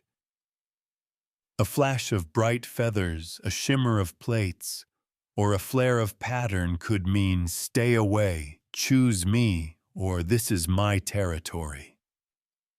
The Jurassic was alive not just with sound, but with visual communication painted across skin and feather. Lessons from the modern world. To imagine these colors, look at modern reptiles and birds, the closest living relatives of dinosaurs. Chameleons shimmer in greens and reds. Peacocks unfurl feathers like galaxies. Poison dart frogs warn predators with radiant blues and yellows. Nature is rarely boring. If anything, it is extravagantly expressive. The Jurassic, with its warmth and abundance, would have been no different. A world of living art. Picture the scene. A forest clearing at dawn. Mist clings to the ferns. A herd of small ornithopods grazes, their bodies striped like deer. From the shadows, a predator emerges, its flanks patterned in dark bands that ripple with each step. Above, a feathered dinosaur flutters its wings, sunlight catching iridescent blues and greens. Nearby, a stegosaurus lifts its plates, glowing crimson in the morning light. This was not a world of monotone beasts. It was a gallery of life's colors, each pattern written for survival, power, or love. And perhaps the most striking truth is this. When you look at a bird today, a parrot's rainbow, a hawk's russet chest, even the speckled sparrow, you are looking at echoes of the Jurassic. The colors never truly vanished. They simply evolved, carrying forward the artistry of an age when giants roamed and the world was alive with pattern and hue. To truly imagine the Jurassic, it's not enough to picture dinosaurs as we see them. We must ask, how did they see themselves? How did they experience their world? Their senses, sight, smell, hearing, and touch, were the windows through which the age of giants came alive. Sight, a world of sharp vision. Dinosaurs, like their bird descendants, likely had excellent vision. Predators such as Allosaurus had forward-facing eyes, giving them binocular vision, the ability to judge depth and distance, critical for hunting. Imagine an allosaur locking eyes on a stegosaur, gauging the precise moment to lunge. Herbivores, by contrast, had eyes set more to the sides of their heads, giving them a wide field of view. A sauropod could spot a predator approaching even as it grazed high in the canopy. Some may have seen in color, perhaps even beyond human ranges, detecting ultraviolet light like many modern birds. If so, the Jurassic wasn't just green and brown. It was a vibrant spectrum of hues invisible to us. Smell, the silent tracker. Fossil skulls reveal that many theropods had large olfactory bulbs, suggesting a keen sense of smell. Predators may have tracked prey over long distances, following trails of musk, blood, or decay. Scavenging would have been easier with such sensitivity. An Allosaurus could have smelled a carcass from miles away. Herbivores, too, likely used smell, not just for defense but for locating food. Imagine a stegosaur sweeping its head low, sniffing for the freshest ferns, or a sauropod lifting its massive neck, catching the faint scent of conifers carried on the wind. Hearing vibrations in the earth. Dinosaurs likely heard a different world than we do. Low-frequency sounds, like the rumbles of sauropods, may have traveled through both air and ground. Some scientists suggest sauropods communicated with infrasound, vibrations below the range of human hearing, carrying across miles. To a herd, the earth itself may have hummed with their voices. Smaller dinosaurs, especially those with feathers, may have used higher-pitched calls, chirps, or screeches, filling forests with chatter much like modern birds. Predators relied on acute hearing to track prey rustling in ferns or scurrying in burrows. Night belonged to the sharp-eared, the mammals, the raptors, the hunters of silence.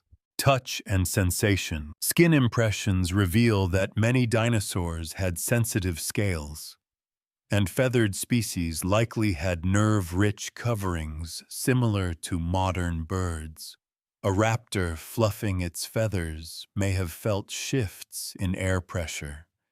A stegosaur's plates, with their dense blood vessels, may have been sensitive to touch or temperature. Even sauropod tails, long and flexible, could have acted as whips, but also as tactile tools, brushing against herd members in reassurance. A different worldview. Imagine standing in a Jurassic clearing, not as yourself, but through dinosaur senses. The world looks sharper, colors more vivid, patterns invisible to human eyes blazing in ultraviolet. The air is thick with scents, each trail a story. The herd passed here. A predator waits nearby.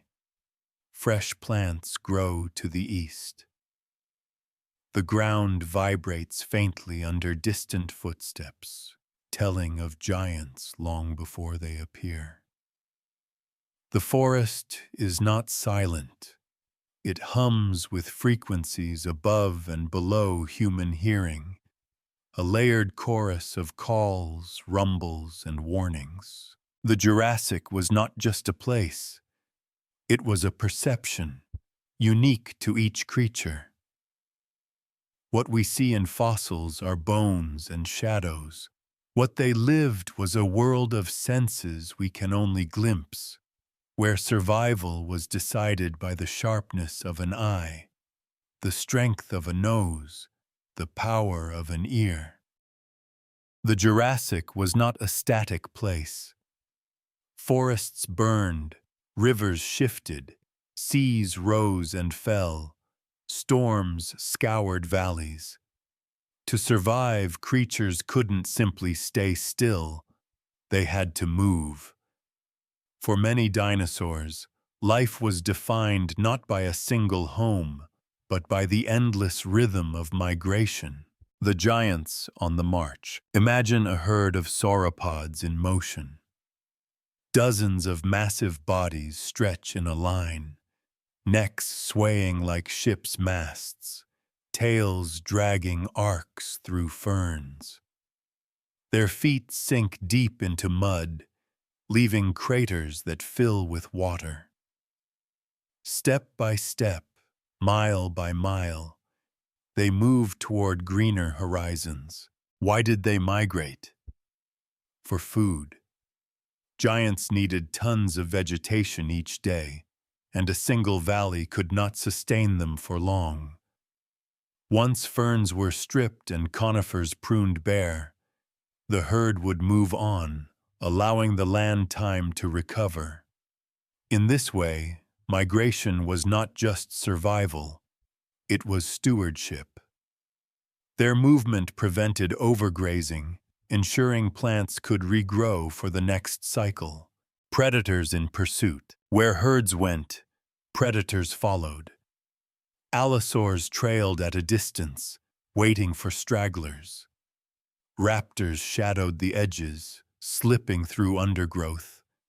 A migrating herd was both opportunity and challenge. Abundant prey, but also daunting defenses. Imagine the patience of a predator, waiting for weeks, tracking the trail of thunder until a calf stumbled or a storm scattered the group. The small and the hidden. Not all migrations were vast. Smaller dinosaurs, like ornithopods, may have moved seasonally between forests and open plains. Early birds flitted between feeding grounds, following insect swarms.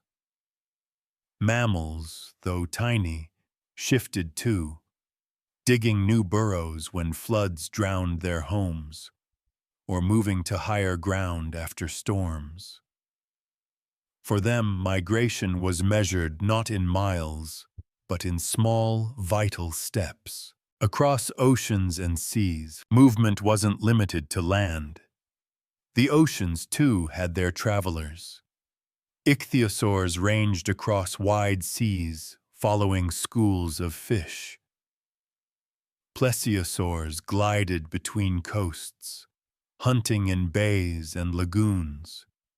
Even ammonites, drifting with currents, migrated seasonally, their shells recording chemical signatures of the waters they crossed. The seas of the Jurassic were highways, alive with constant passage. Pathways written in stone. Fossil trackways preserve these journeys. In Utah and Colorado, vast stretches of rock are stamped with sauropod footprints, each the size of a bathtub. In Portugal, theropod tracks stride across ancient mudflats, frozen mid-step. These are the diaries of movement, written not in words, but in impressions that echo millions of years later. A restless earth, a restless life. The drifting continents added to the challenge. As Pangaea broke apart, climates shifted. Lands once fertile became drier. New coastlines opened to the sea. To survive, creatures had to adapt not just to the seasons, but to an earth itself in motion. Migration was not optional. It was written into the fabric of life. Picture the scene. A horizon blurred by heat. A herd of giants moves steadily forward, their shadows long against the setting sun. Behind them, the forest is quiet, stripped bare. Ahead, green awaits. Raptors prowl in the distance, waiting for weakness. Overhead, pterosaurs wheel, watching the moving spectacle below. This was the heartbeat of the Jurassic. Endless journeys, endless survival, a world forever on the move. The Jurassic is gone. Its forests turned to dust, its seas long receded.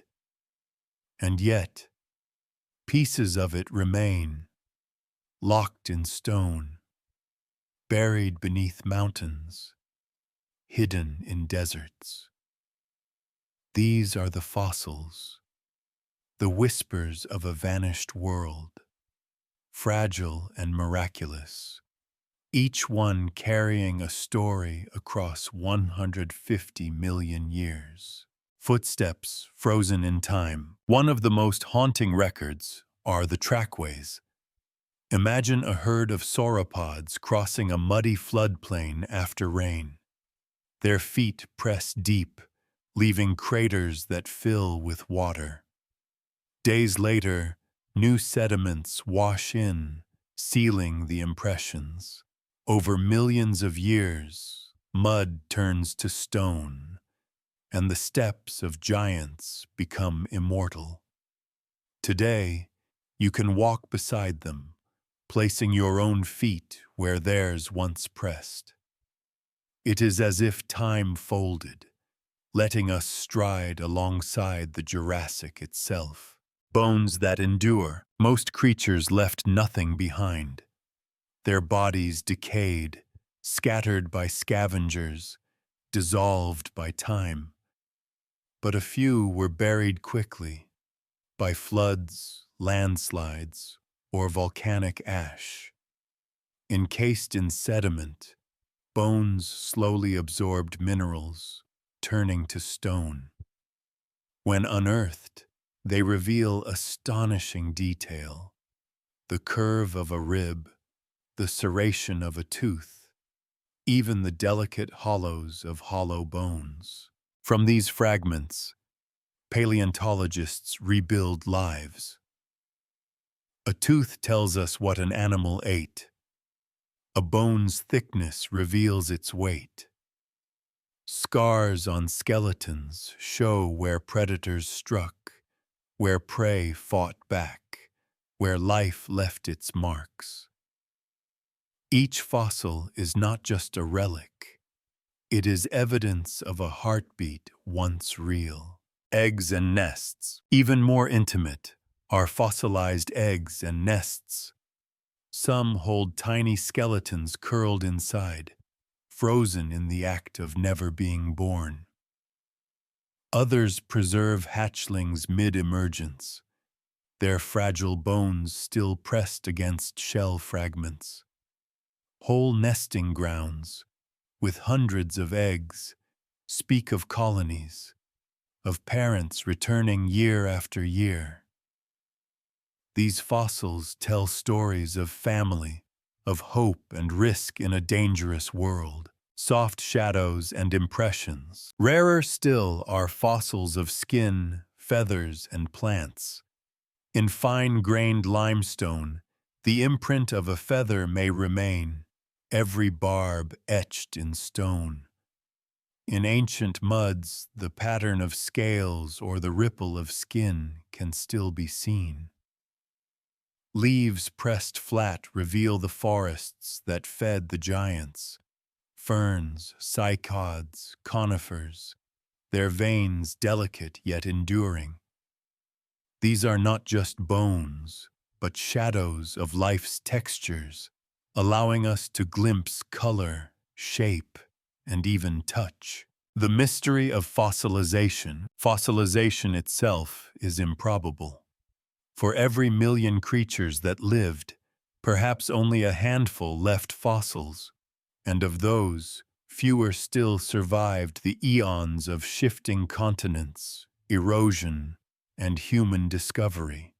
That we know as much as we do is a miracle of chance, a reminder that what we see is only a fraction of what once was. Our window into the past. When we study fossils, we are not just collecting bones.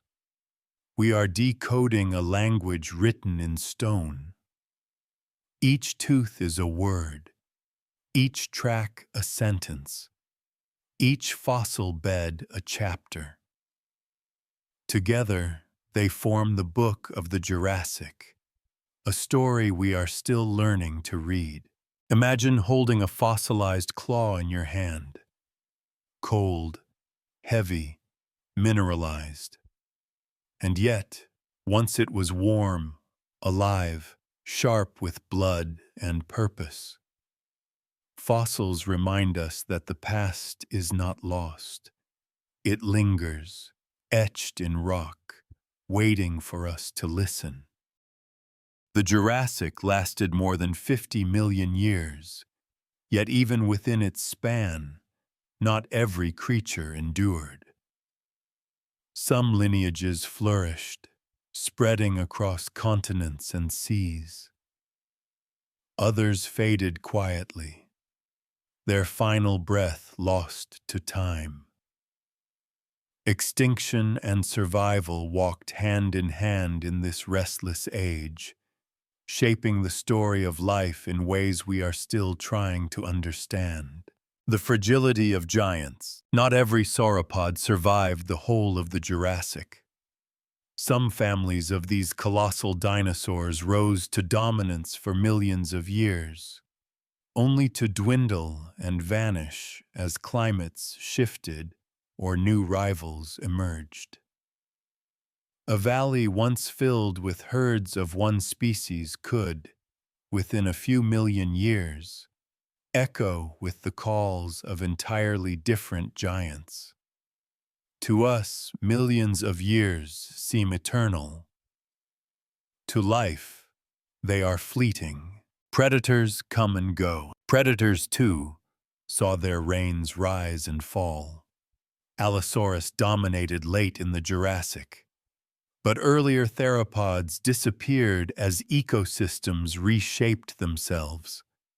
A predator's survival depended on prey, and when herds moved, climates changed, or plants shifted, the balance tilted. To be a hunter was to live at the mercy of change. The ocean's shifts. In the seas, ichthyosaurs thrived early, sleek and swift. But by the end of the Jurassic, many species declined, replaced by new forms of plesiosaurs and pliosaurs. Ammonites, so abundant they seemed eternal, cycled through species rapidly, entire lineages rising and vanishing in spans shorter than 1,000,000 years. The oceans were theaters of constant renewal, each extinction opening niches for something new. Survivors in silence, and yet, some creatures endured quietly.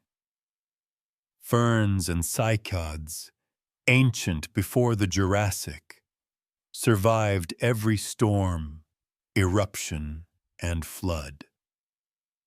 Crocodile relatives, lurking in rivers and swamps, weathered the era unchanged in essence. Their body plan so successful it needed little alteration.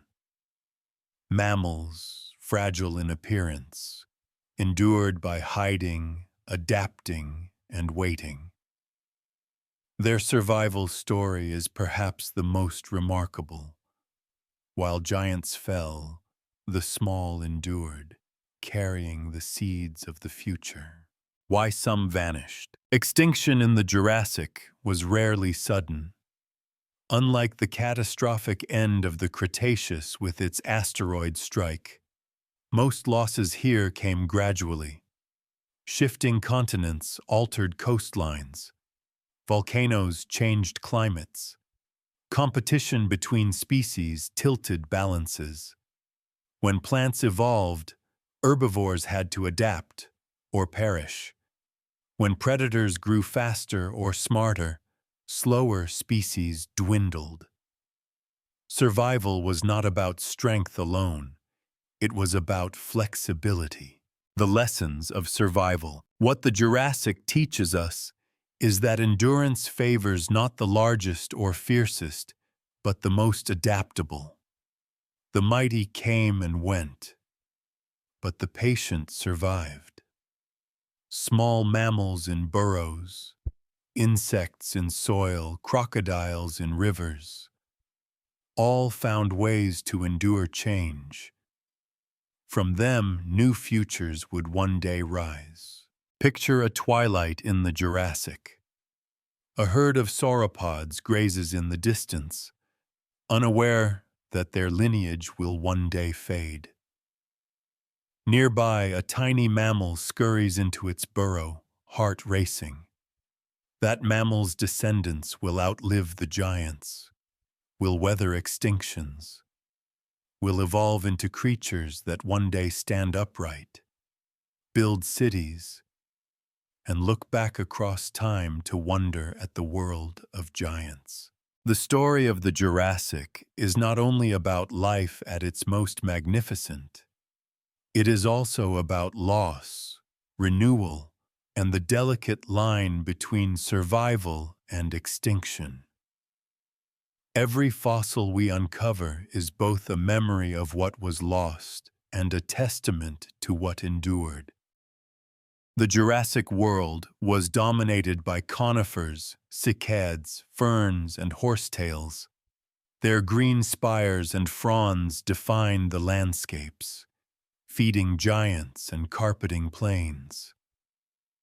But hidden within this age of evergreens were whispers of something new, the earliest steps toward flowering plants, the ancestors of the blossoms that would one day paint Earth in color. A world before flowers. Imagine the Jurassic forests.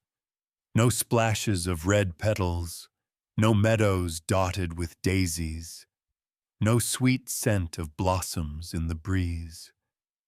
The green was overwhelming, broken only by the shapes of cones, spores, and needle-like leaves. Plants reproduced not with flowers, but with cones or spores carried by wind and water. It was efficient, but it lacked the brilliance of later ages.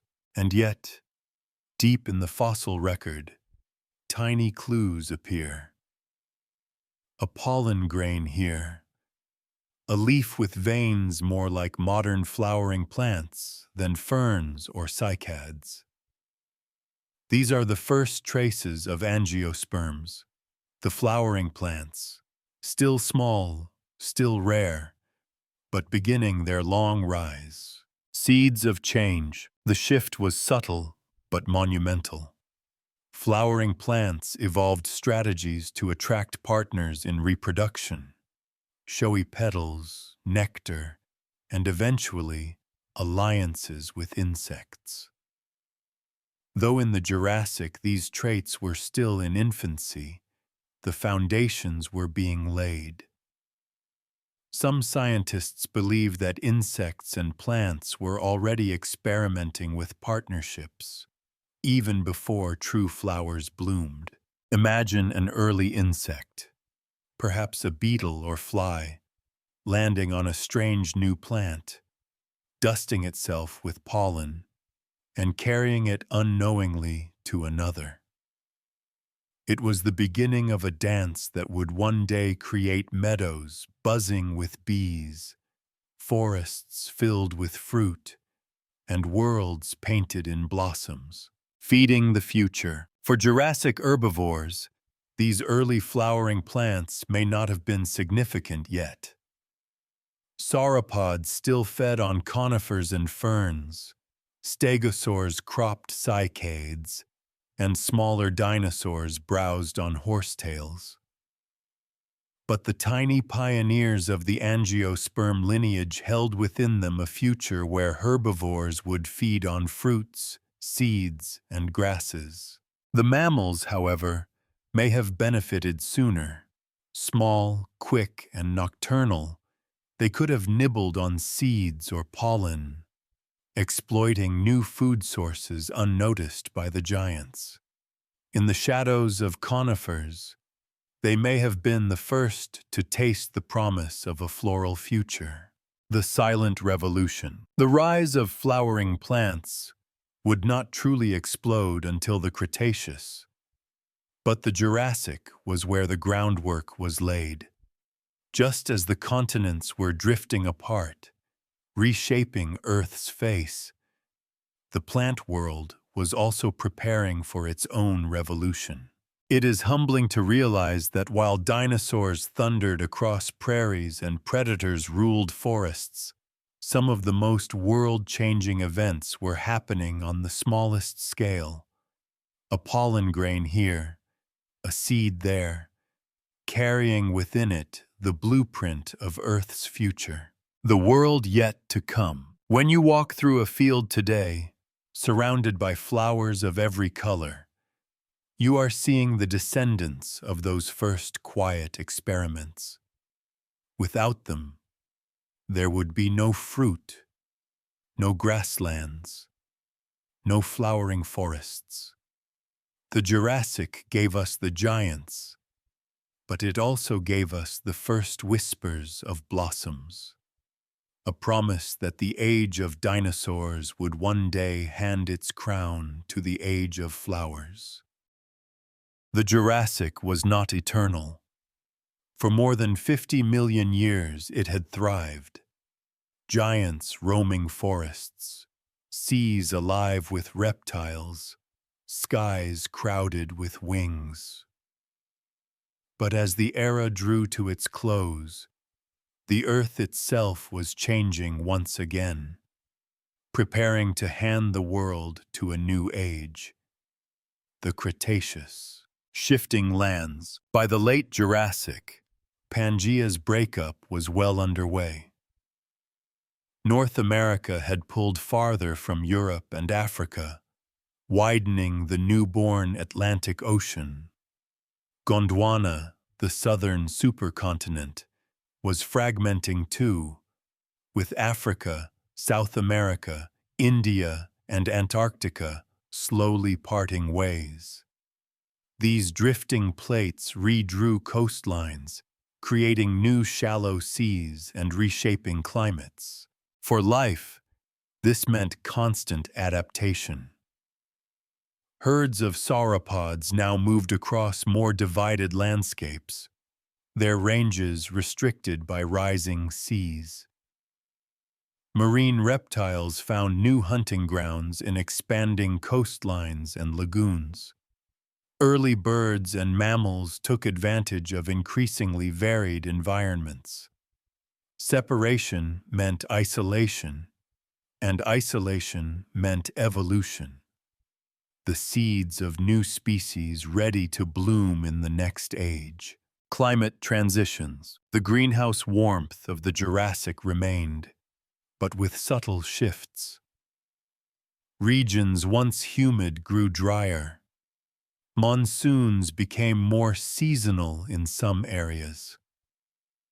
Deserts expanded in the interiors of continents. Where once fern prairies had stretched unbroken, patches of arid land now divided them. Animals had to adapt, migrating farther or evolving to survive harsher conditions. This was a time of specialization. Herbivores adjusted diets to shifting plants. Predators refined hunting strategies for changing prey. Small mammals diversified further, their agility giving them an edge in unstable climates. Every shift was both a threat and an opportunity. The giants in decline. Though sauropods remained dominant, some lineages began to wane. In certain regions, their diversity declined, replaced by smaller herbivores that thrived in patchier ecosystems. Stegosaurs, once iconic guardians with their plates and spikes, also dwindled toward the end of the Jurassic, their role fading as the world prepared for new armored dinosaurs in the Cretaceous. But extinction was not catastrophe yet. It was attrition, gradual and quiet. Species vanished one by one, not in a single blow, but in the steady press of change. The balance that had held for millions of years was shifting. Oceans in flux. The seas reflected the same story. Ichthyosaurs, once supreme, began to lose ground to plesiosaurs and pliosaurs. Ammonites, though still abundant, cycled through rapid turnovers of species, each wave shorter-lived than the last. Reefs continued to flourish, but storms and sea level changes kept rebuilding them again and again. The oceans were restless, dynamic, always testing the resilience of their inhabitants. Preparing the stage, what makes the end of the Jurassic remarkable is not just what was lost, but what was coming. Early flowering plants were beginning their rise.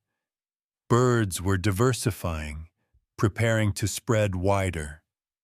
Mammals were experimenting with new forms. The continents, drifting ever farther, would set the stage for ecosystems of unprecedented diversity in the Cretaceous. Picture the final sunset of the Jurassic. Sauropods silhouetted against golden skies, their calls rumbling across a drying plain. Pterosaurs wheel above, screeching as storms gather on the horizon. In the underbrush, a tiny mammal scurries, unaware of its future significance. The age is not collapsing, it is transforming. What follows will not erase the Jurassic, but build upon it, reshaping Earth's story once more. The Jurassic ends not with an explosion, but with a transition, the quiet shifting of plates, climates, and lineages that set the stage for the next great act. The curtain fell on the Jurassic not with catastrophe, but with transformation. As the Earth shifted into the Cretaceous, life did not vanish. It adapted, reshaped, and carried forward the legacy of giants. Yet this new age brought with it fresh challenges, new landscapes, and the seeds of revolutions that would change the planet forever. The survivors stepped forward. The great sauropods remained. Titans like Brachiosaurus and their kin still roamed, their silhouettes as commanding as ever. Yet their diversity narrowed, and in some regions, they gave way to newcomers better suited to changing climates.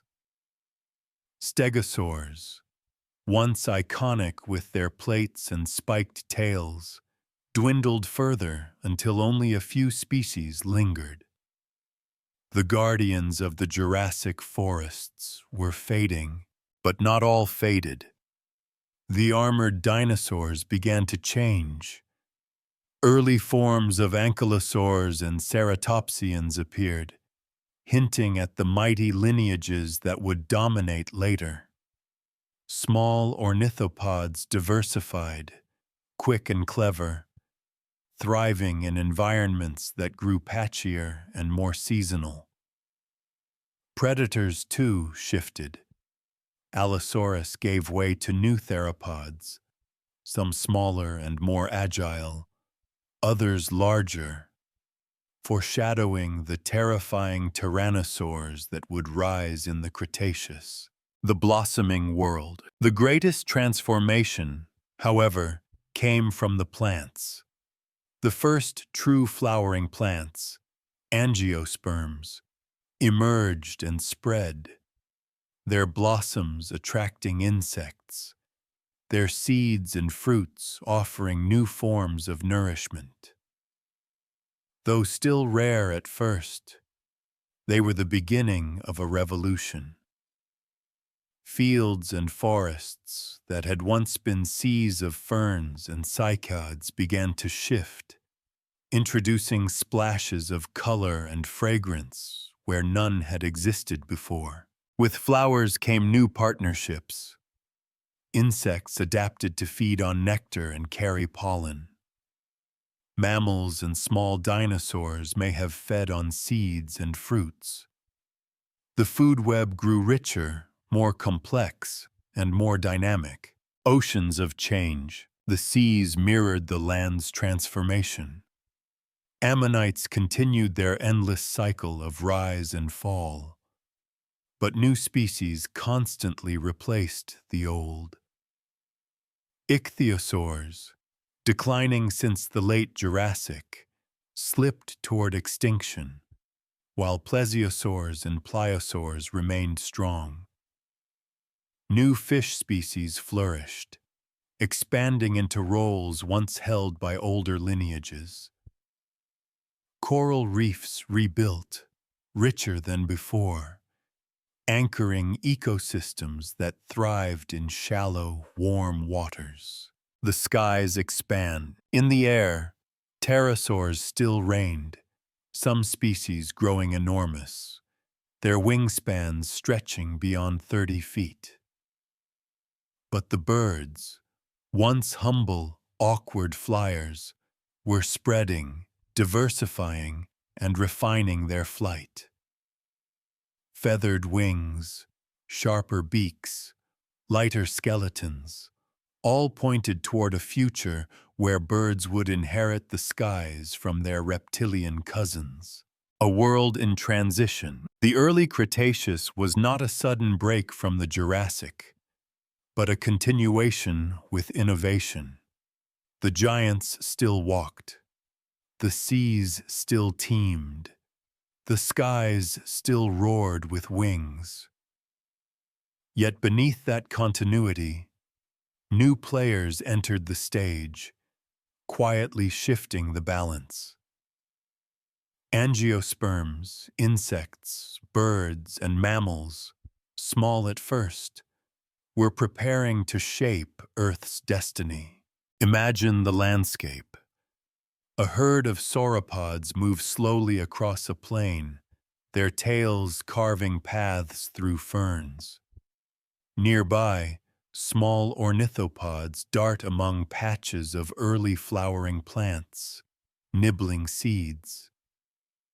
Above, a pterosaur glides, shadow passing over a flock of primitive birds flapping from tree to tree.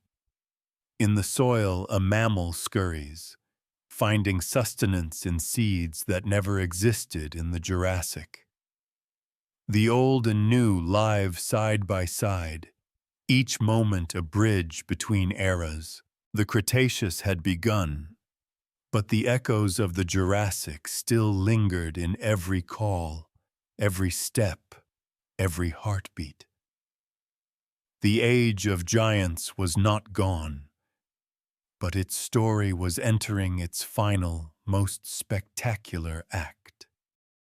The Jurassic may seem distant, a vanished dream of giants and endless forests. But its story did not end when the age gave way to the Cretaceous. Instead, the Jurassic left behind legacies that shaped the very course of life on Earth. Without them, the world as we know it, our landscapes, ecosystems, and even ourselves, would be unrecognizable. The age of giants. The sauropods remain unmatched as the largest land animals in Earth's history. Their success in the Jurassic set the stage for ecosystems that could support creatures of such scale.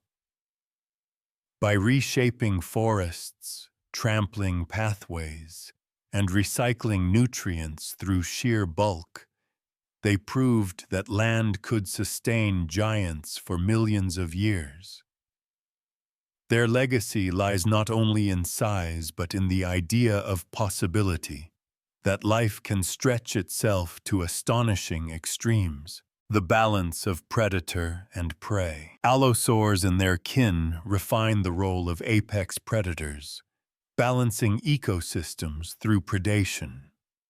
Their dominance demonstrated how predators and herbivores co-evolve, each driving the other toward new adaptations. That eternal arms race continues today, echoed in wolves and deer, lions and antelope. The Jurassic wrote the rules of that balance, rules still followed across savannas, forests, and oceans.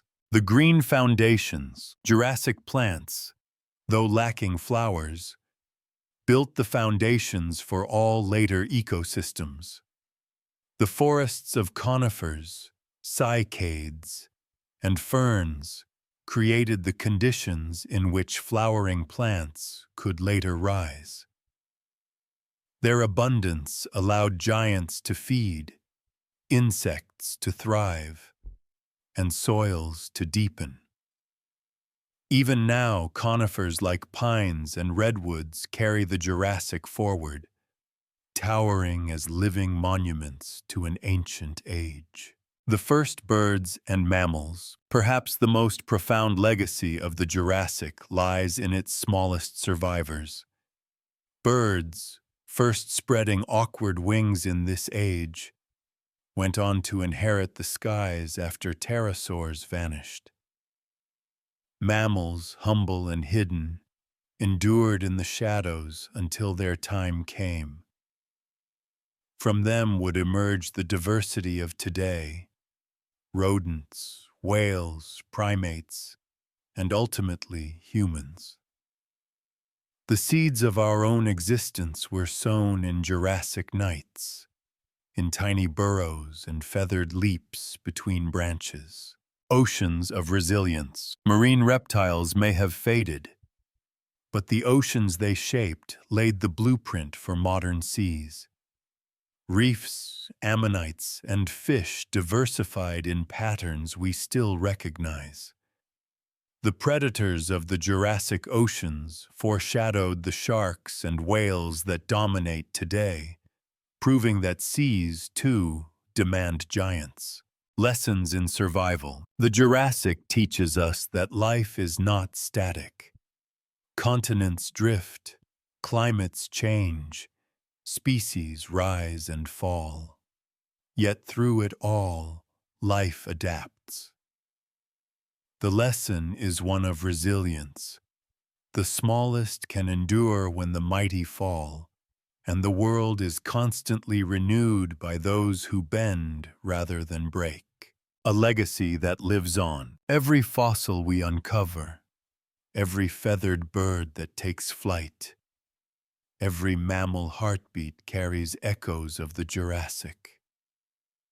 When you walk in a forest of conifers, hear a bird's call, or watch a lizard bask in the sun, you are touching its legacy.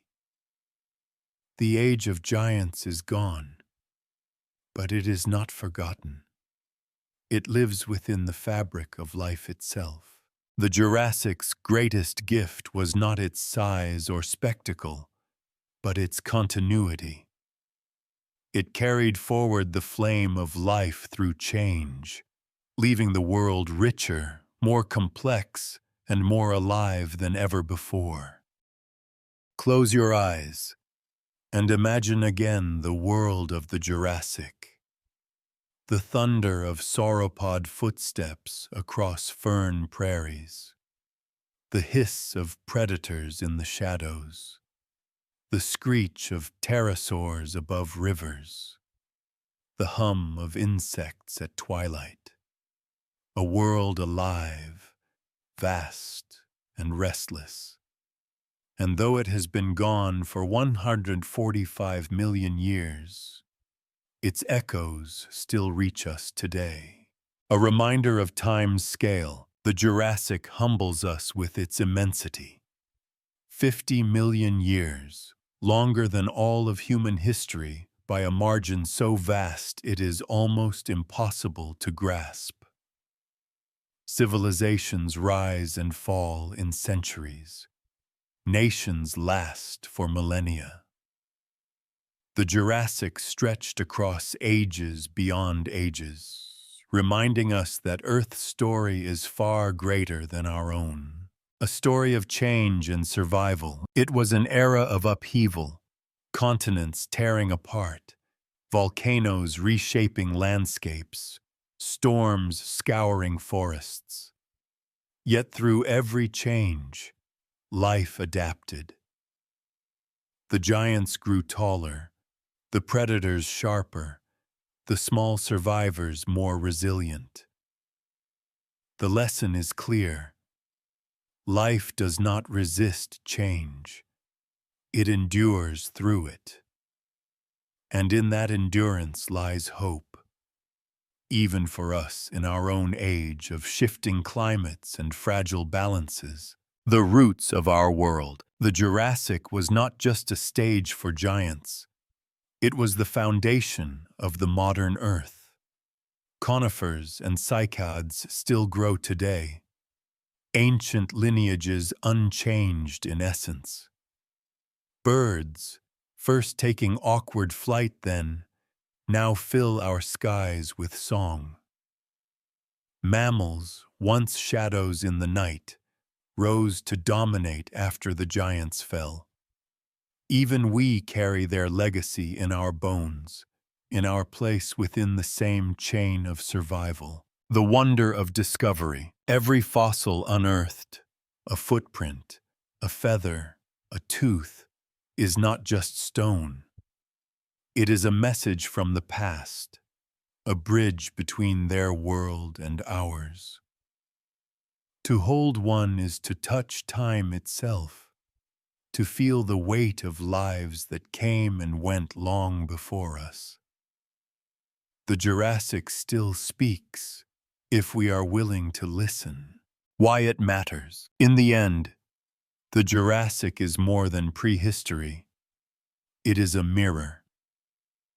It shows us the power of adaptation, the fragility of survival, and the beauty of life in all its diversity. It reminds us that nothing lasts forever, not even giants, but that every ending gives way to new beginnings. When you hear a bird sing at dawn, you hear the echo of feathered pioneers in Jurassic forests. When you walk among redwoods or pines, you step into living cathedrals first raised in that age. And when you look at the stars and wonder how fleeting we are, remember that the earth has seen ages of giants come and go, and still it carries life forward. The Jurassic is gone, but its heartbeat remains, in stone, in song, in every living creature that walks, swims, or flies today.